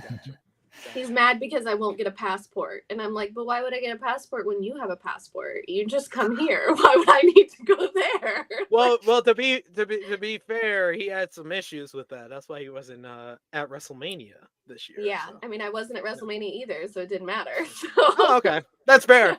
That was the only time we've ever met was LA Mania, and we didn't even know we were at the same hotel until the very last night. So I'm not doing all out this year. So Chair, that means that you have to come for full gear to Newark. I am not doing all out this year either. Okay, boom. See, we're good. We're both good. I'm not doing full gear this year either, though. Oh, come on, Chair. I'm doing the one in Tacoma. Okay, that makes sense. I've never been to Washington, so I almost want to do that one. It's not going to be Danielson's last match because he's still going to do like one. But I think they're going to do Swerve and Brian at that show. Yeah, but he's going to lose. He shouldn't lose. He always wants to lose. Dork ass losing all the time. Yeah, I have to be there. We know my Danielson love. So yeah, I'm like, as soon as I was told about the pay-per-view, when the pay-per-view would be, I was like, well, damn it. Now I gotta go to freaking Tacoma. Yeah. What's that? That's like October 1st or something like that? Yeah, it's the beginning of October. Yeah, I won't be able to make all out. So yeah. I gotta see if I can make my way to Wembley while I'm out in the UK. Yeah. We'll see. I'm sad because this is my first all out in like 4 years that I won't be at. This is my first since 2021. 2021 was the last one that I didn't go to. Sure, you're doing SummerSlam, are you? Maybe. Okay. Everything's a little iffy. Yeah. Like maybe. Well, obviously, let us know. We're doing SummerSlam, so yeah, my kids are trying to convince me to do All Out, and I'm like, seems like a bad idea. we gotta all do Vegas for WrestleMania next year because it's 420 weekend. Come on, y'all. Come on, Jeremy. It's Easter. It's Easter. It's literally on Easter. What are you talking about? Jesus resurrects every year. What are we talking about? Come on. So this is super, super tentative. Like I can't pretend to plan April of next year in my May. life. Yeah. But I do have a friend in Vegas who like really wants me. He's my like middle school friend. He lives in Vegas. He's lived there for like 10 years now. Probably maybe even longer than that. Anyway, he really wants me to come out there for WrestleMania, and he's like, you can stay at the hotel, like I'll hook you up with everything. And so I'm strongly at least considering of being like, shit, if stuff is already paid for, this makes it a little bit easier of maybe I'll do this. Yeah, I had considered it. Like, I already knew when everything was going to be before it was announced, but then I didn't look it up to see that it was Easter. Yeah. And so I had considered it, but like I have traditions with my kids that we do on Easter every year, and I wouldn't want to leave them with my parents for that and everything. I get it. So I'm like, oh, that sucks. And the way that their spring break is in March. So their spring break is like a month before Mania would even be. So then I'd be missing a bunch of their school days, and they'll be in 2nd and 4th grade next year, which are a lot more intense than 1st and 3rd. So I'm like, well, yeah, me being the only parent, I feel guilty leaving them for any time like that. So I'm like, well, and my dad's birthday is April 19th too. So I would miss my dad's birthday and Easter. Yeah, that's too much to miss. Like, damn. Yeah. But I'm like, well, of course it had to be that weekend. They couldn't pick any other freaking weekend. It had to be that one. The wife just messaged and says, I'm learning so much about your travel plans. Yeah, I didn't even mention that to her of all of this. Like, I say strongly considering, like I've actually given it thought. I've legitimately given it no thought until we he's like, I got 11 months. It up, and just now when we talked about it, those were exactly. times. Yeah, well, you brought it up now, and I'm like, oh yeah, this is a thing that was mentioned to me, and I've not thought about it at all until just now. But it is on the table for me. But again, trying to plan like April of next year right now is foolish. We can barely plan 2 days from now, much less 12 months from now. Yeah, see, Pile Driver Finisher, I'm in the minority. I hate when pay-per-views are on holidays because the freaking flights and hotels are so expensive every time. Like, I'm lucky with All Out and Labor Day, I can just drive there. So I don't have to worry about the flights to get there, but typically the hotels are more expensive. That was one reason that Denise and I stayed in an Airbnb last year, was because everything is just so much more expensive. And unless you do, like, that's what we had been doing in Vegas, is just staying at an Airbnb there over Memorial Day weekend, because people go to Vegas on Memorial Day weekend. So it's expensive. I mean, 4th of July, when they did that one pay-per-view over the 4th of July, like, flights like triple just because it's a holiday, and it's so irritating. I don't like paying for flights anyway because they're ridiculously expensive, but then when it's even more expensive for no reason other than it's a holiday, like, who celebrates freaking Labor Day? Why is something more expensive because it's Labor Day? Then it just makes me mad. And my oldest son's birthday is at the very beginning of September too. So his is like, sometimes it's on Labor Day. It's usually right around Labor Day. And then my youngest son's birthday is New Year's Eve. So I ain't ever going to any of the stuff that's around then because his birthday's New Year's Eve. Yeah. Vegas The only grew up in reason I hooker do boys. the only reason I would do All Out regularly is because I have a friend in Chicago. Yeah. Like Jeremy said, like someone gives me a place to stay, it makes it easier to make that trip. Well, and that's why that one is always easier for me, is because I can just drive up there, and then Yeah. I've got a car, so like we can ride in my car places too, and it makes it a lot easier. I mean, driving back and that's why I did Greensboro for Revolution. Yeah. Because my boy Kelvin was out there, so I was like, yeah, it made sense. I will say that last year was very annoying with All Out, with Conrad scheduling that shit out in the freaking suburbs, because that was like a freaking 45-minute commute to go out there. And I'm like, and this is why nobody's here. That's why I spent as much as I probably would have spent on a hotel, from taking Ubers back and forth from my boy's place to StarCast, from StarCast to the arena and stuff like that. Yeah, I probably spent as much as I would have spent on a hotel. And there was a lot of people that just skipped out on StarCast just because the Ubers to get there and back were so expensive. And I'm like, that was terrible planning on their behalf. Like, that was not good. Let's play a chapter of Too Hot to Handle. The Inception screen has been up for this whole conversation. I love it. All right. Let me know. Make sure it shows up here.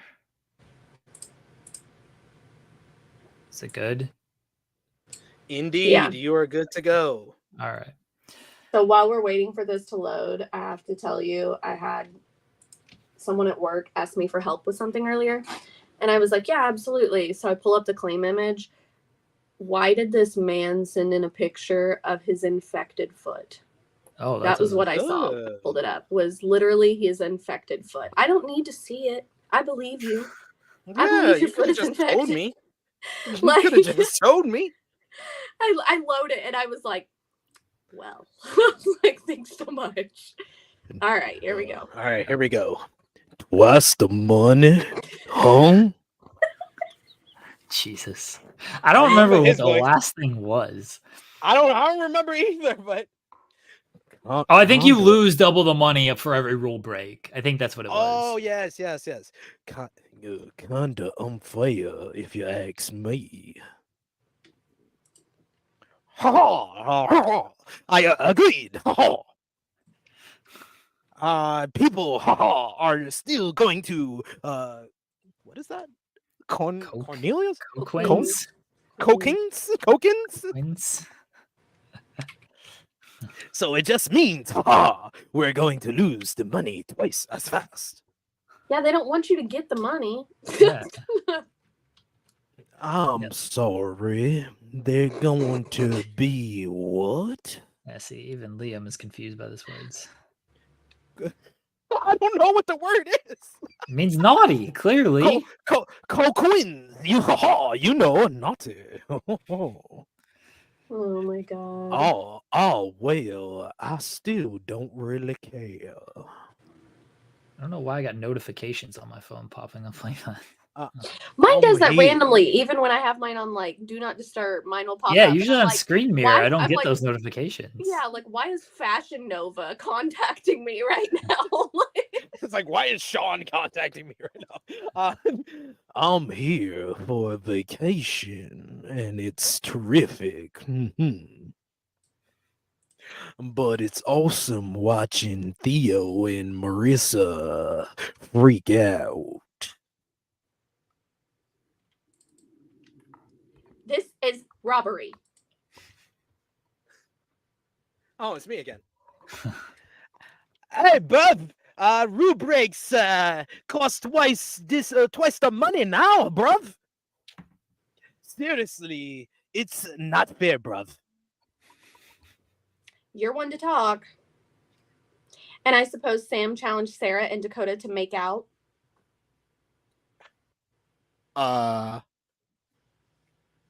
Bruv, well, you got me there.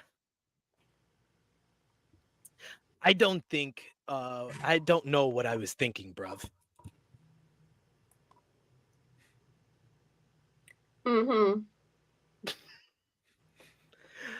I'll tell you one thing, bruv. I'm upping the stakes for myself, bruv. What the hell does that mean? I won't even think about sex from here on out, bruv. Okay, bro. Same here. I want that yoga studio. I need to get serious. Oh, I forgot about that. Oh, God. My shower with Sam was epic. I mean, have you seen him? Smoking hot. That won't be our last shower together. Mark my words. I forgot he looks like this. My shower with Sarah? Well, I feel bad for losing anyone money, but it was just too tempting.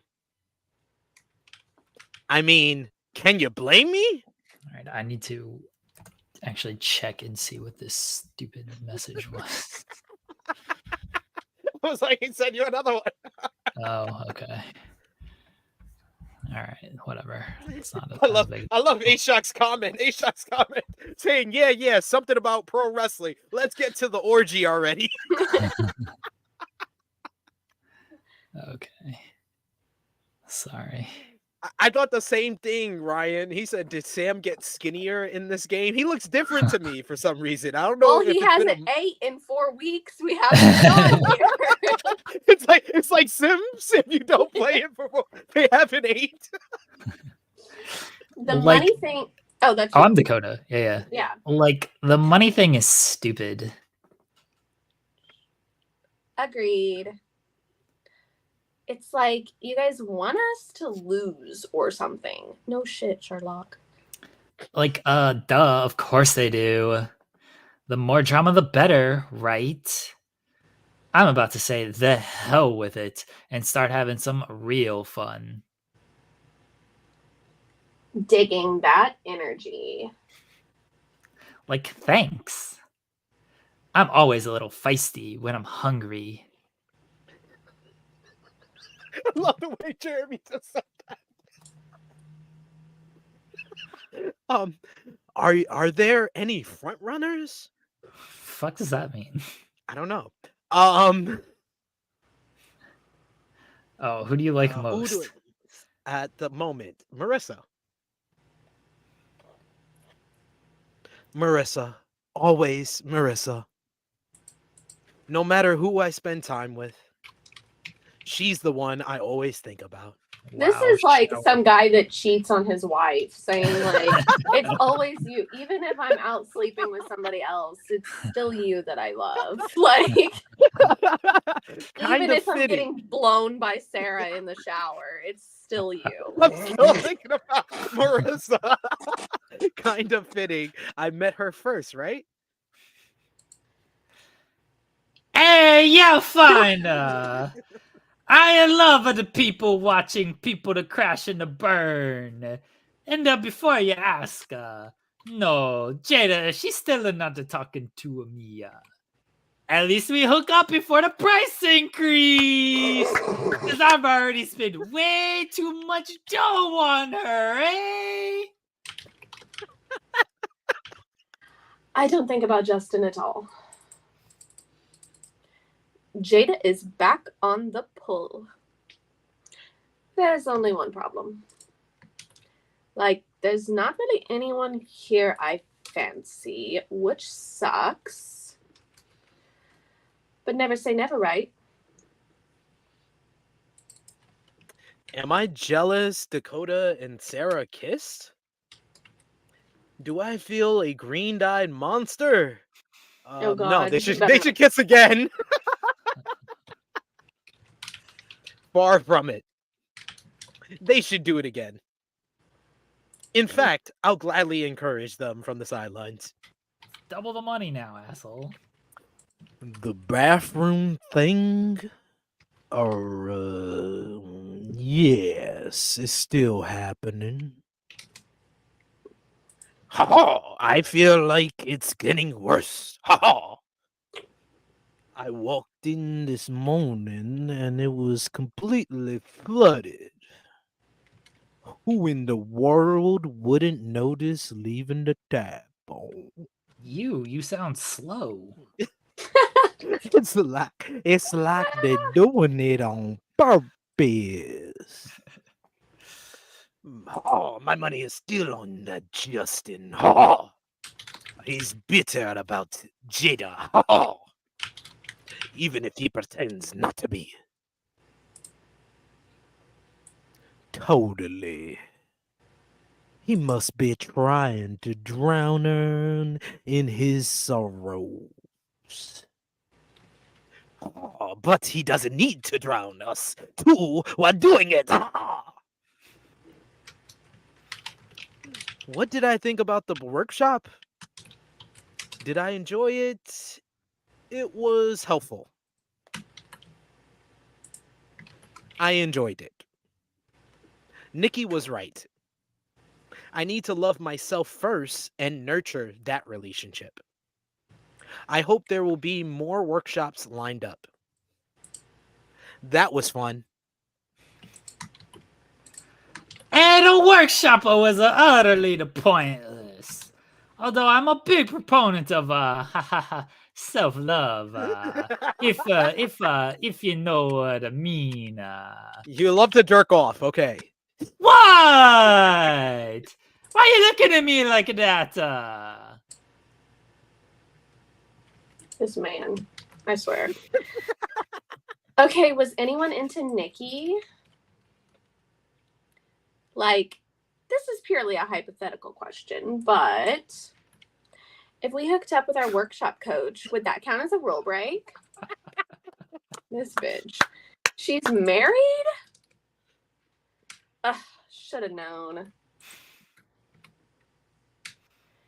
Oh, Sam is... Well, I'm really attracted to him, and I think people can tell. The whole shower thing kind of hurt me. But I get Sam is being tempted on all sides. It's hard to be falling for the most popular person here.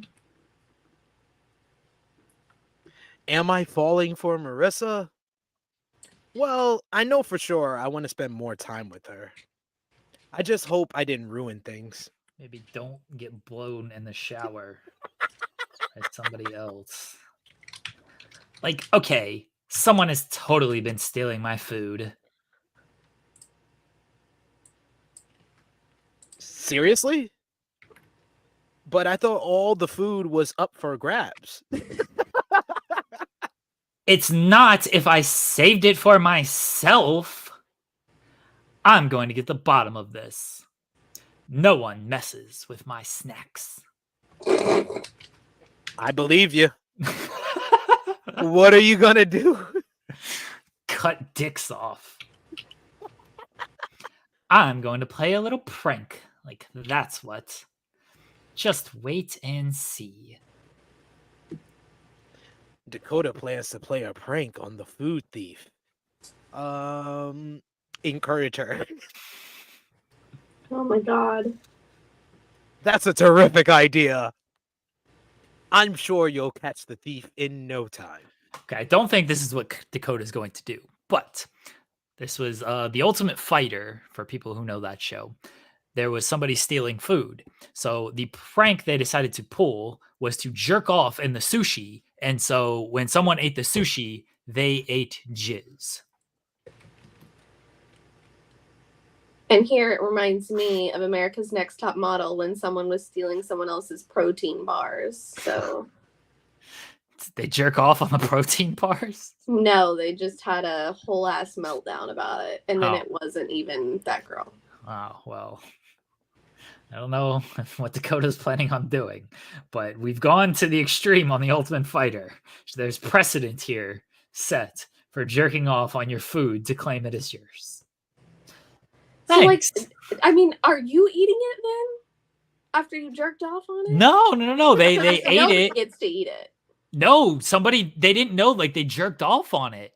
So how do you not know? Because they did it in secret. Like, they're like, oh, I'm going to take the sushi up to the bathroom and jerk off on it. And then it just looks like, I don't know, a sushi on there. And no. so then someone ate it. Oh, I'm upset.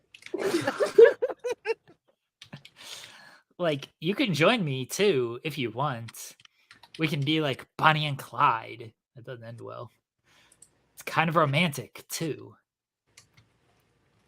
I thought Bonnie and Clyde were robbers, not vigilantes. Like, ugh, you're totally right. What should we call ourselves then? Peanut butter and jelly? Oh, Jesus Christ. Speaking of, I think I'm hungry again. Too bad someone stole all your snacks. Dick.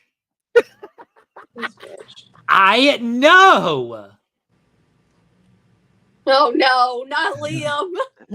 What do I think we need a workshop on? I think we need a workshop on jealousy.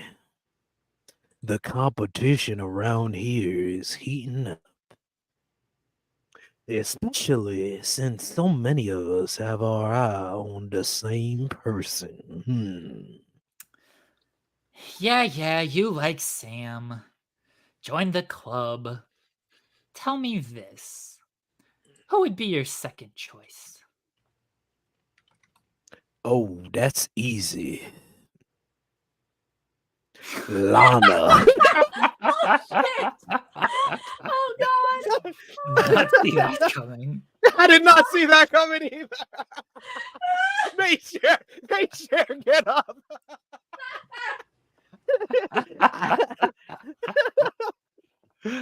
I like her calm.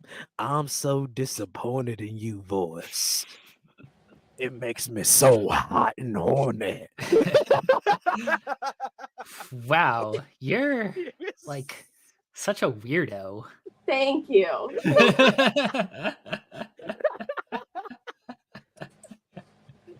You know what, SP3, you actually picked the right voice for him. Do I think we're going to lose more money? Here's how I'll answer that. Is the sky blue? Time for our daily question and answer session. Oh my. You can't skive. I think it's skeeve. Skeeve off this one. First up, who do you think is going to lose us money next? You. Me. Me. Honesty. He's a self-aware guy. Yeah. Well, I hate to say this, but me. Thank you. I'm a walking ball of hormones. You're a walking ball of something. True. I'd say you as well, babes. Jeez, thanks for the support. Okay, next question. What do you think about the price increase for sex? The price increase was totally unfair. I think it sucks. They can't just change the rules on us midway. I think they can. Because they did. And last question. Who do you think makes a good couple?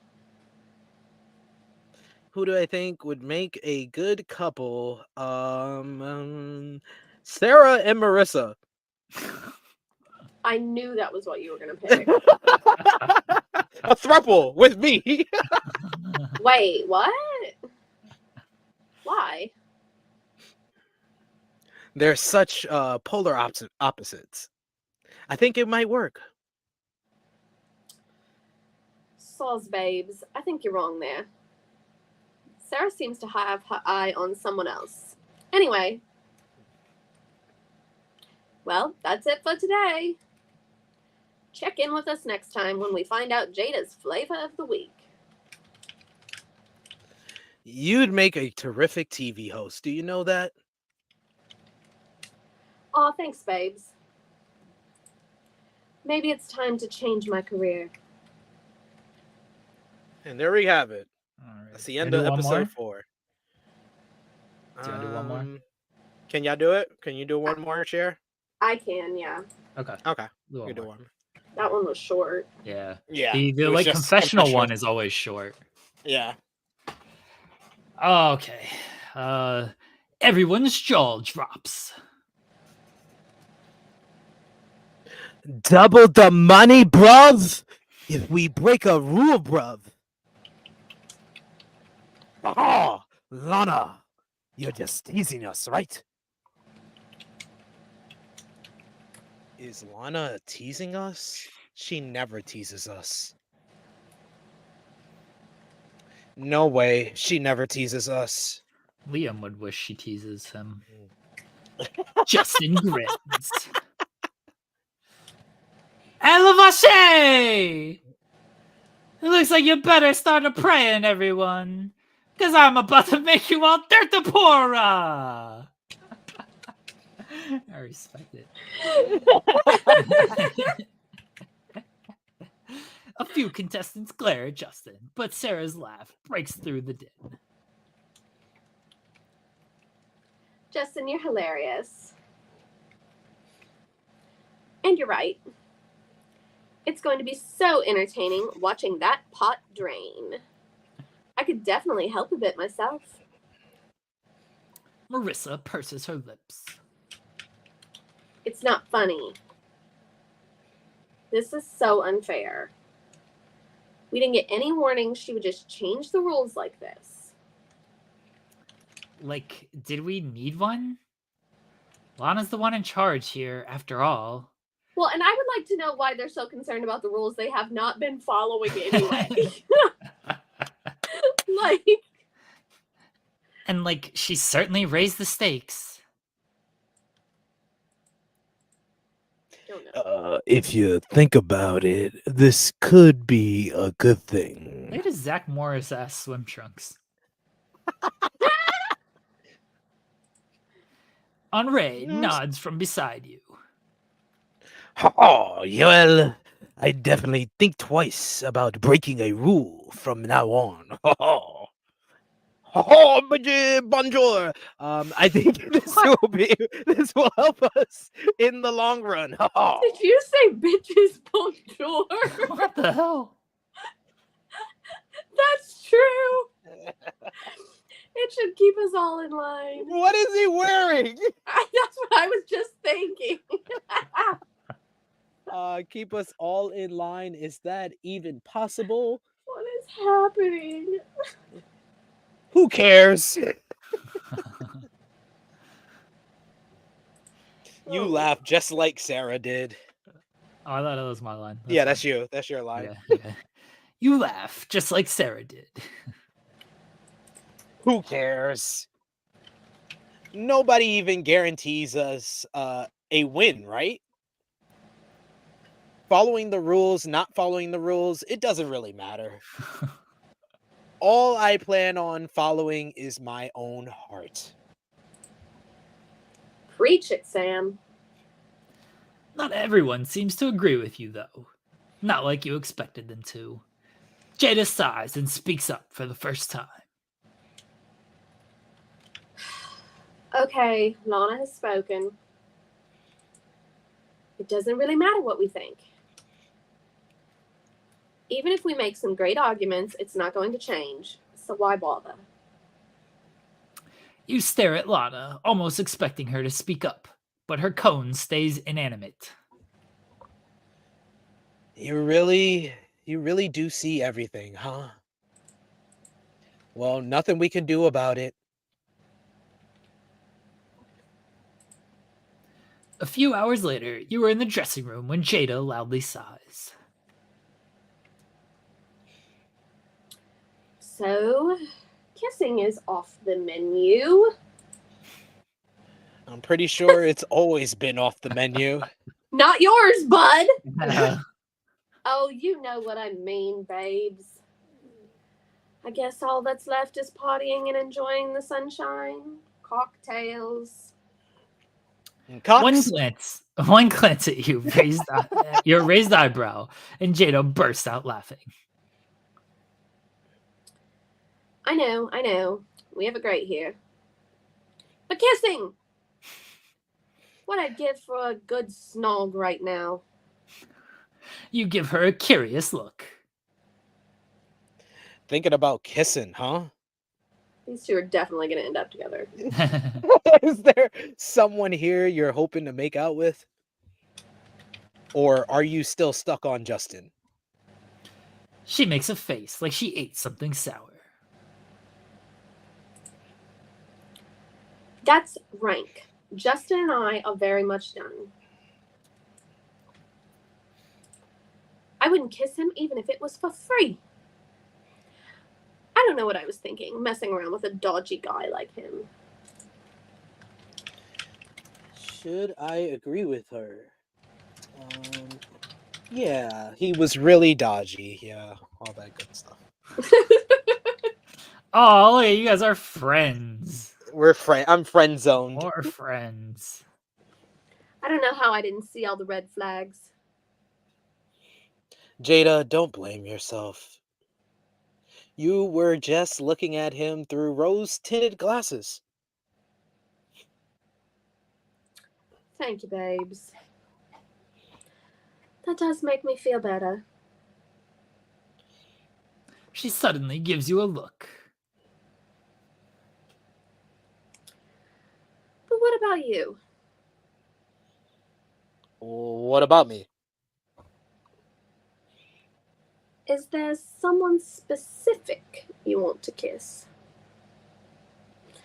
Maybe someone worth spending $6,000 for. She wiggles her eyebrows suggestively as you sigh. If only I can limit myself to one. Oh my god. There's a few people I want to kiss. So I'm sitting here thinking, you can tell I'm very much single because I can't think of a single person I would spend $6,000 to kiss. Like, not a person. Yeah, but if you were allowed a free snog right now. I wish. She laughs. Hypothetically, of course. Who would you choose? Will he just answer her? My God. Let's say Marissa. It's always Marissa. Yes. Marissa. She's easily my favorite. She has been since I first stepped foot on the beach. Aw, you sound smitten. Well, if you do sneak a kiss, I've got your back. Oh, don't say that. But any more than that, and you're on your own. Sex would be $40,000 now. The thought sends you reeling. That's some expensive Easily the most expensive sex of our lives. Damn. Before she can respond, Sarah bursts through the door. Oh. Sorry, that's me. Yo, you two, get down to the beach. Make sure to wear a swimsuit or nothing at all, if that's what you prefer. Sarah grins as she checks you out. Why? What's going on? Is this another workshop? Heck no, it's a party. That's all they did was party. What do you think it is? Dakota and I decided to liven things up around here because that's what they need. Yeah. Rules are not, we're still in paradise, so I say we enjoy it. Jada jumps up and claps her hands. A party? I'm so in. Another party? I should say not again. Sounds like fun. Nah, you're about to get us in a bunch of trouble, SB3. I'm in too. You can just tell. No. They're like, no, you're not allowed. Yeah. Sounds like fun. Shouldn't invite you. Awesome. See y'all down there. I just went halfway British on that. Sarah gives you a sexy once-over, and you share a smile before she leaves. Let's hurry up and get ready. And then I went English on that one, so I don't know what's going on. I need a potty more than I need air. What suit are you going to wear? Oh, no. Oh, no. I'm not sure. You're wearing a bathing suit, but I think I have a great one on my mind. Is it going to be another Speedo? Right, what are we doing to let's your put hair? her hair in a pony in the Yeah, pull the hair back. Yeah, pull the hair back. There we go. Okay. Yeah. All right. What? You don't have many options here, so. Let's do the pink and green. Ooh, the half and half. Oh, I like that. Yeah. Okay. Yeah. That's cute. All right. Good. Yeah, we're good.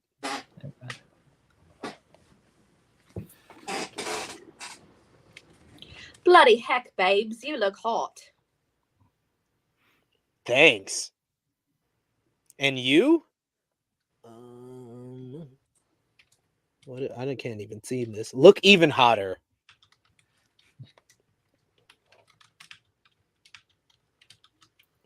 Jada laughs. I'll take that as a compliment, thanks.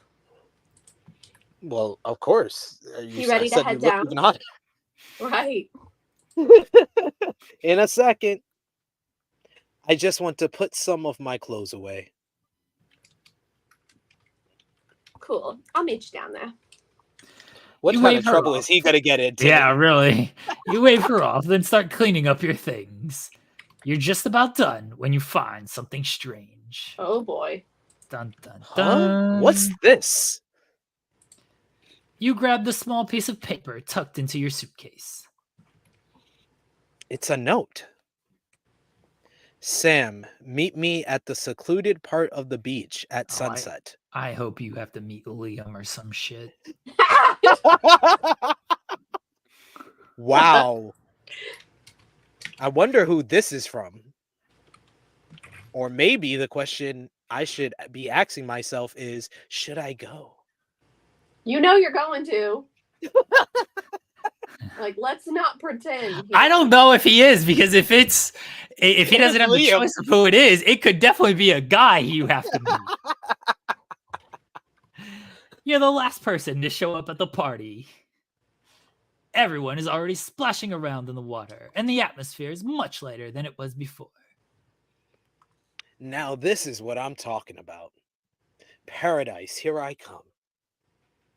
Jada spots you and waves you over. Come on in, Sam. The water's lush. Be right there. After putting down your beach stuff, you head for the shore, then wade out into the sea. Wow, Jada was right. This water is the perfect temperature. Soon, Alex and Andre join you. Hey, you two. Having fun? Ha ha! I am now that you're here. Ha ha! Took the words right out of my mouth. They're both flirting with me. Who should I flirt back with? God damn it!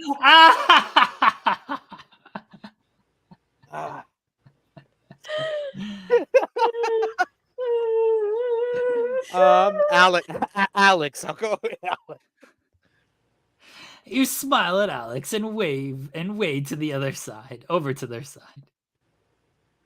That's okay. We could pretend you said it first. Alex grins at you, then playfully splashes water in your direction. That sounds good to me. They smile at you, making your breath catch. Suddenly, Sarah swims by you, doing a perfect backstroke. When she's a few feet away, she does a little flip, then twists underwater before popping back up. You clap when she takes a bow. Wow. Nice move, Sarah. She smiles and winks at you. Thank you. I like to swim in my spare time. Best workout there is, you know. Henri makes a noise. God. Piff. Those muscles are all for show.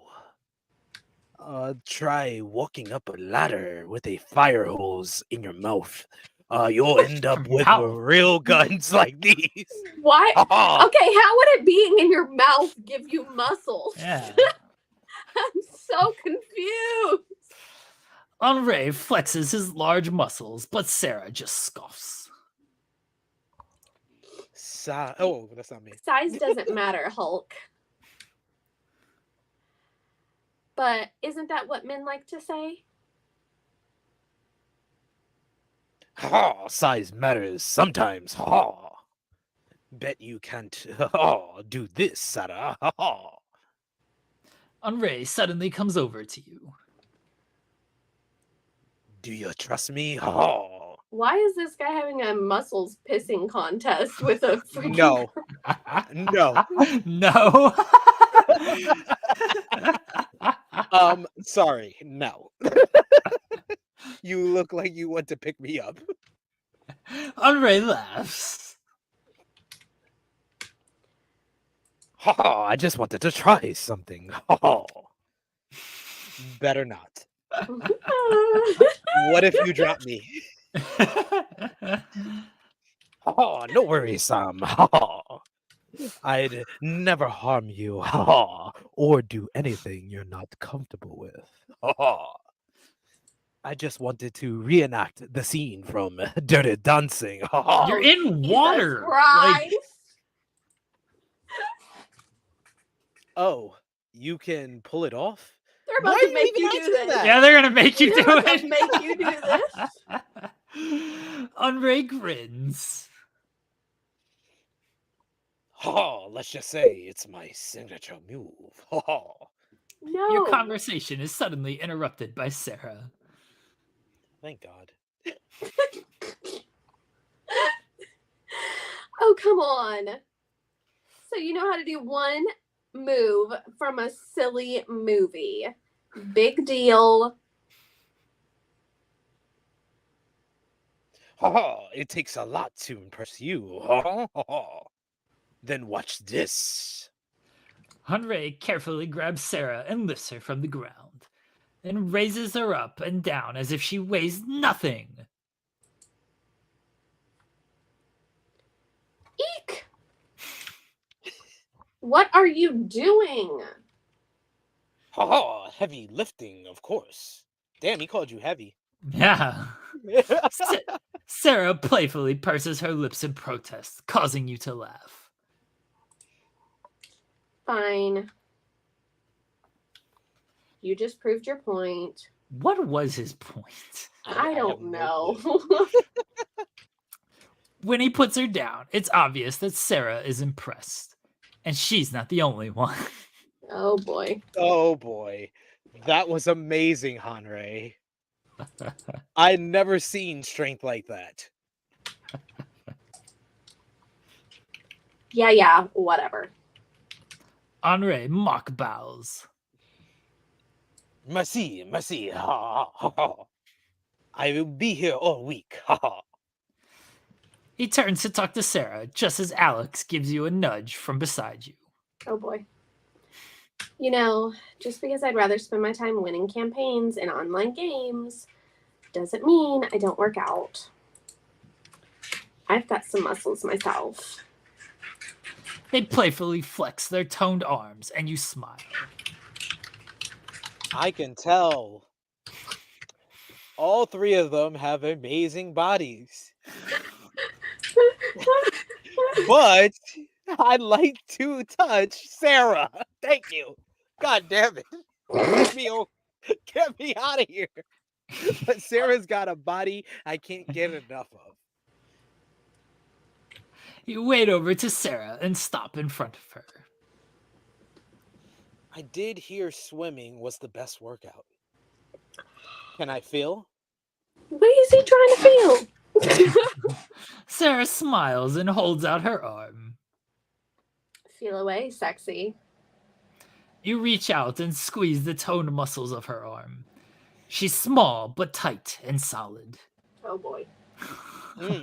Hot. Alex suddenly splashes Sarah. Okay, Miss Model. You've had your turn with Sam. Henri comes up beside them. Oh, yeah. Why are you getting all the attention after that romantic show I just put on? You laugh, stepping back so you're facing all of them. You three really know how to make me feel good. But I think it's time to cool down. Without warning, you sweep a cascade of water in their direction. They all look at you, shocked, until seconds later. There's a full-on splashing match going on. For the rest of the afternoon, different people flirt with you and find little ways to touch you. Wow. It's overwhelming, but in a good way. It's so weird having so much attention on me. Is it? This has been the theme of this entire show. Yeah. I'm wondering how it's weird. But I'd be lying if I said I didn't like it. Uh-huh. As you're soaking up the sun rays on your beach towel, Jada approaches you. How does it feel to be the most popular contestant around here? Sorry? Oh, don't play innocent. I overheard some of the conversations, and everyone fancies you. You sigh. I know. I like them all, Jada. Are they going to make you say that you still like Marissa the most after the 5 times you said it I last will die laughing. I've been trying to give everyone equal attention. But they can't be equal, right? What do you mean? Well, you'll have to make a choice at some point. You say nothing, but you know she's right. Don't worry. You're doing a good job juggling everyone. At least from what I can see. You're about to say something to her, but then you notice the sun has started to dip below the horizon. You remember the note you got earlier that morning. That mysterious note. I still don't know who it's from. You debate for a moment on whether or not to go. After all, it's tempting fate to go to a secluded part of the beach, especially now that the penalties have increased. But after a moment of hesitation, you say your goodbyes and head for the shore. Okay, hot tip, shore. Doesn't really give you anything. Yeah. I'm too curious not to go. Oh, they're just going to force you to go. Okay. Yep. Oh, who's it going to be? Here we go. It's Alex. I hope it's Alex. Because I picked him on the flirty thing. You arrive at the designated meeting spot, but after looking around, you don't see anyone. I guess I'll wait. But as time passes and no one shows, you can't help but wonder if you made the right decision. Are there going to be new people? They introduce new people on this show. Yeah, that's right. Should I have come here? I'm following my heart. My heart is in my pants. No, this was the right decision. Something in my gut is telling me to wait. Oh, I hope it's Justin. You hear a noise, and when you stand up, you spot someone approaching. Wait a second, that's... Your jaw drops to the floor when you realize who it is. You? It's gonna end. I knew it. Of course. That's the cliffhanger. Gotta leave next him on a week. cliffhanger. We'll see who it is next week. Can't wait. Oh, I hope it's Justin.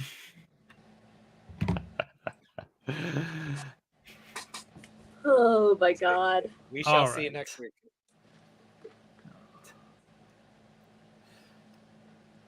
All right. Cher, do you want to plug anything? No. Fair.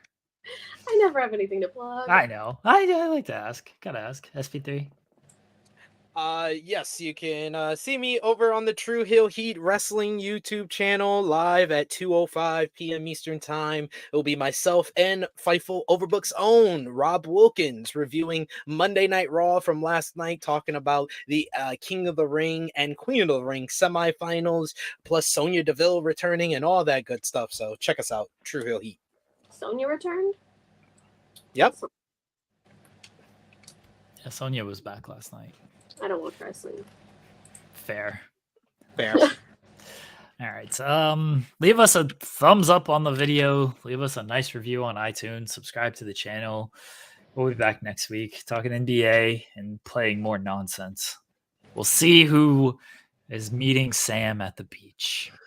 Can't wait. Can't wait.